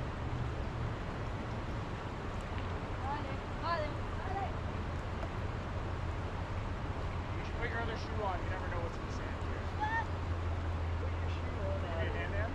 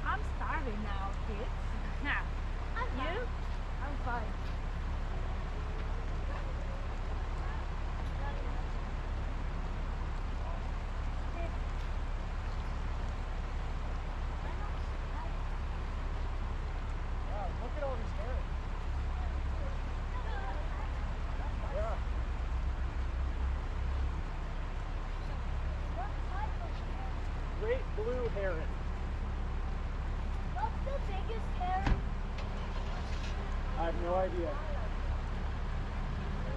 Oh, why is that here left out? I'm sure he's just doing his own thing. He'll come back. Why can't one boat go on another boat? Go on the other boat. They used to do that, and they make you help. The boat off.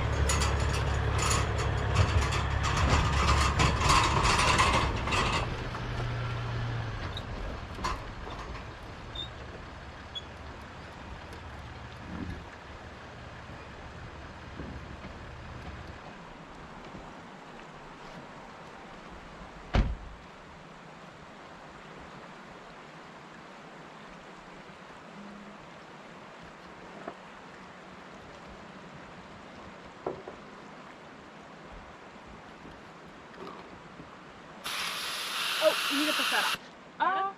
Actually, throw it up. Don't worry. You're good.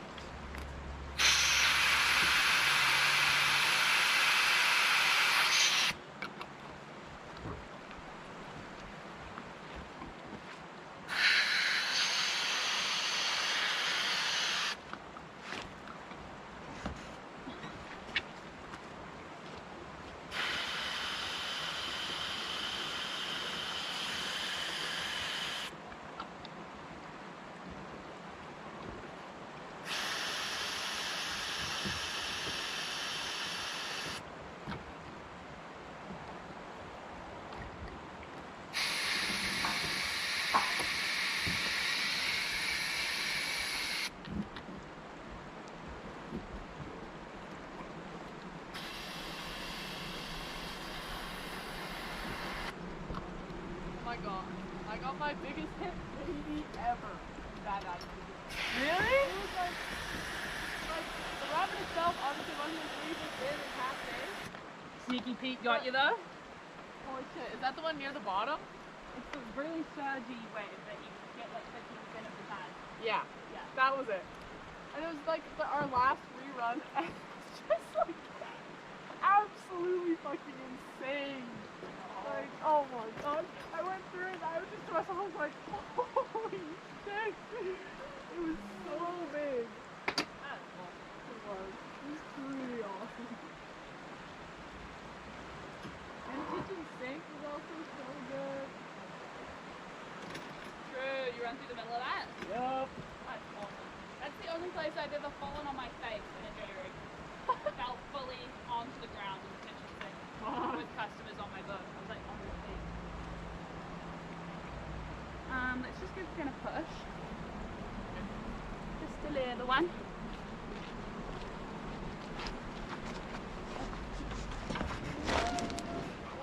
A little bit more. 1, 2, 3. That'll be. You too.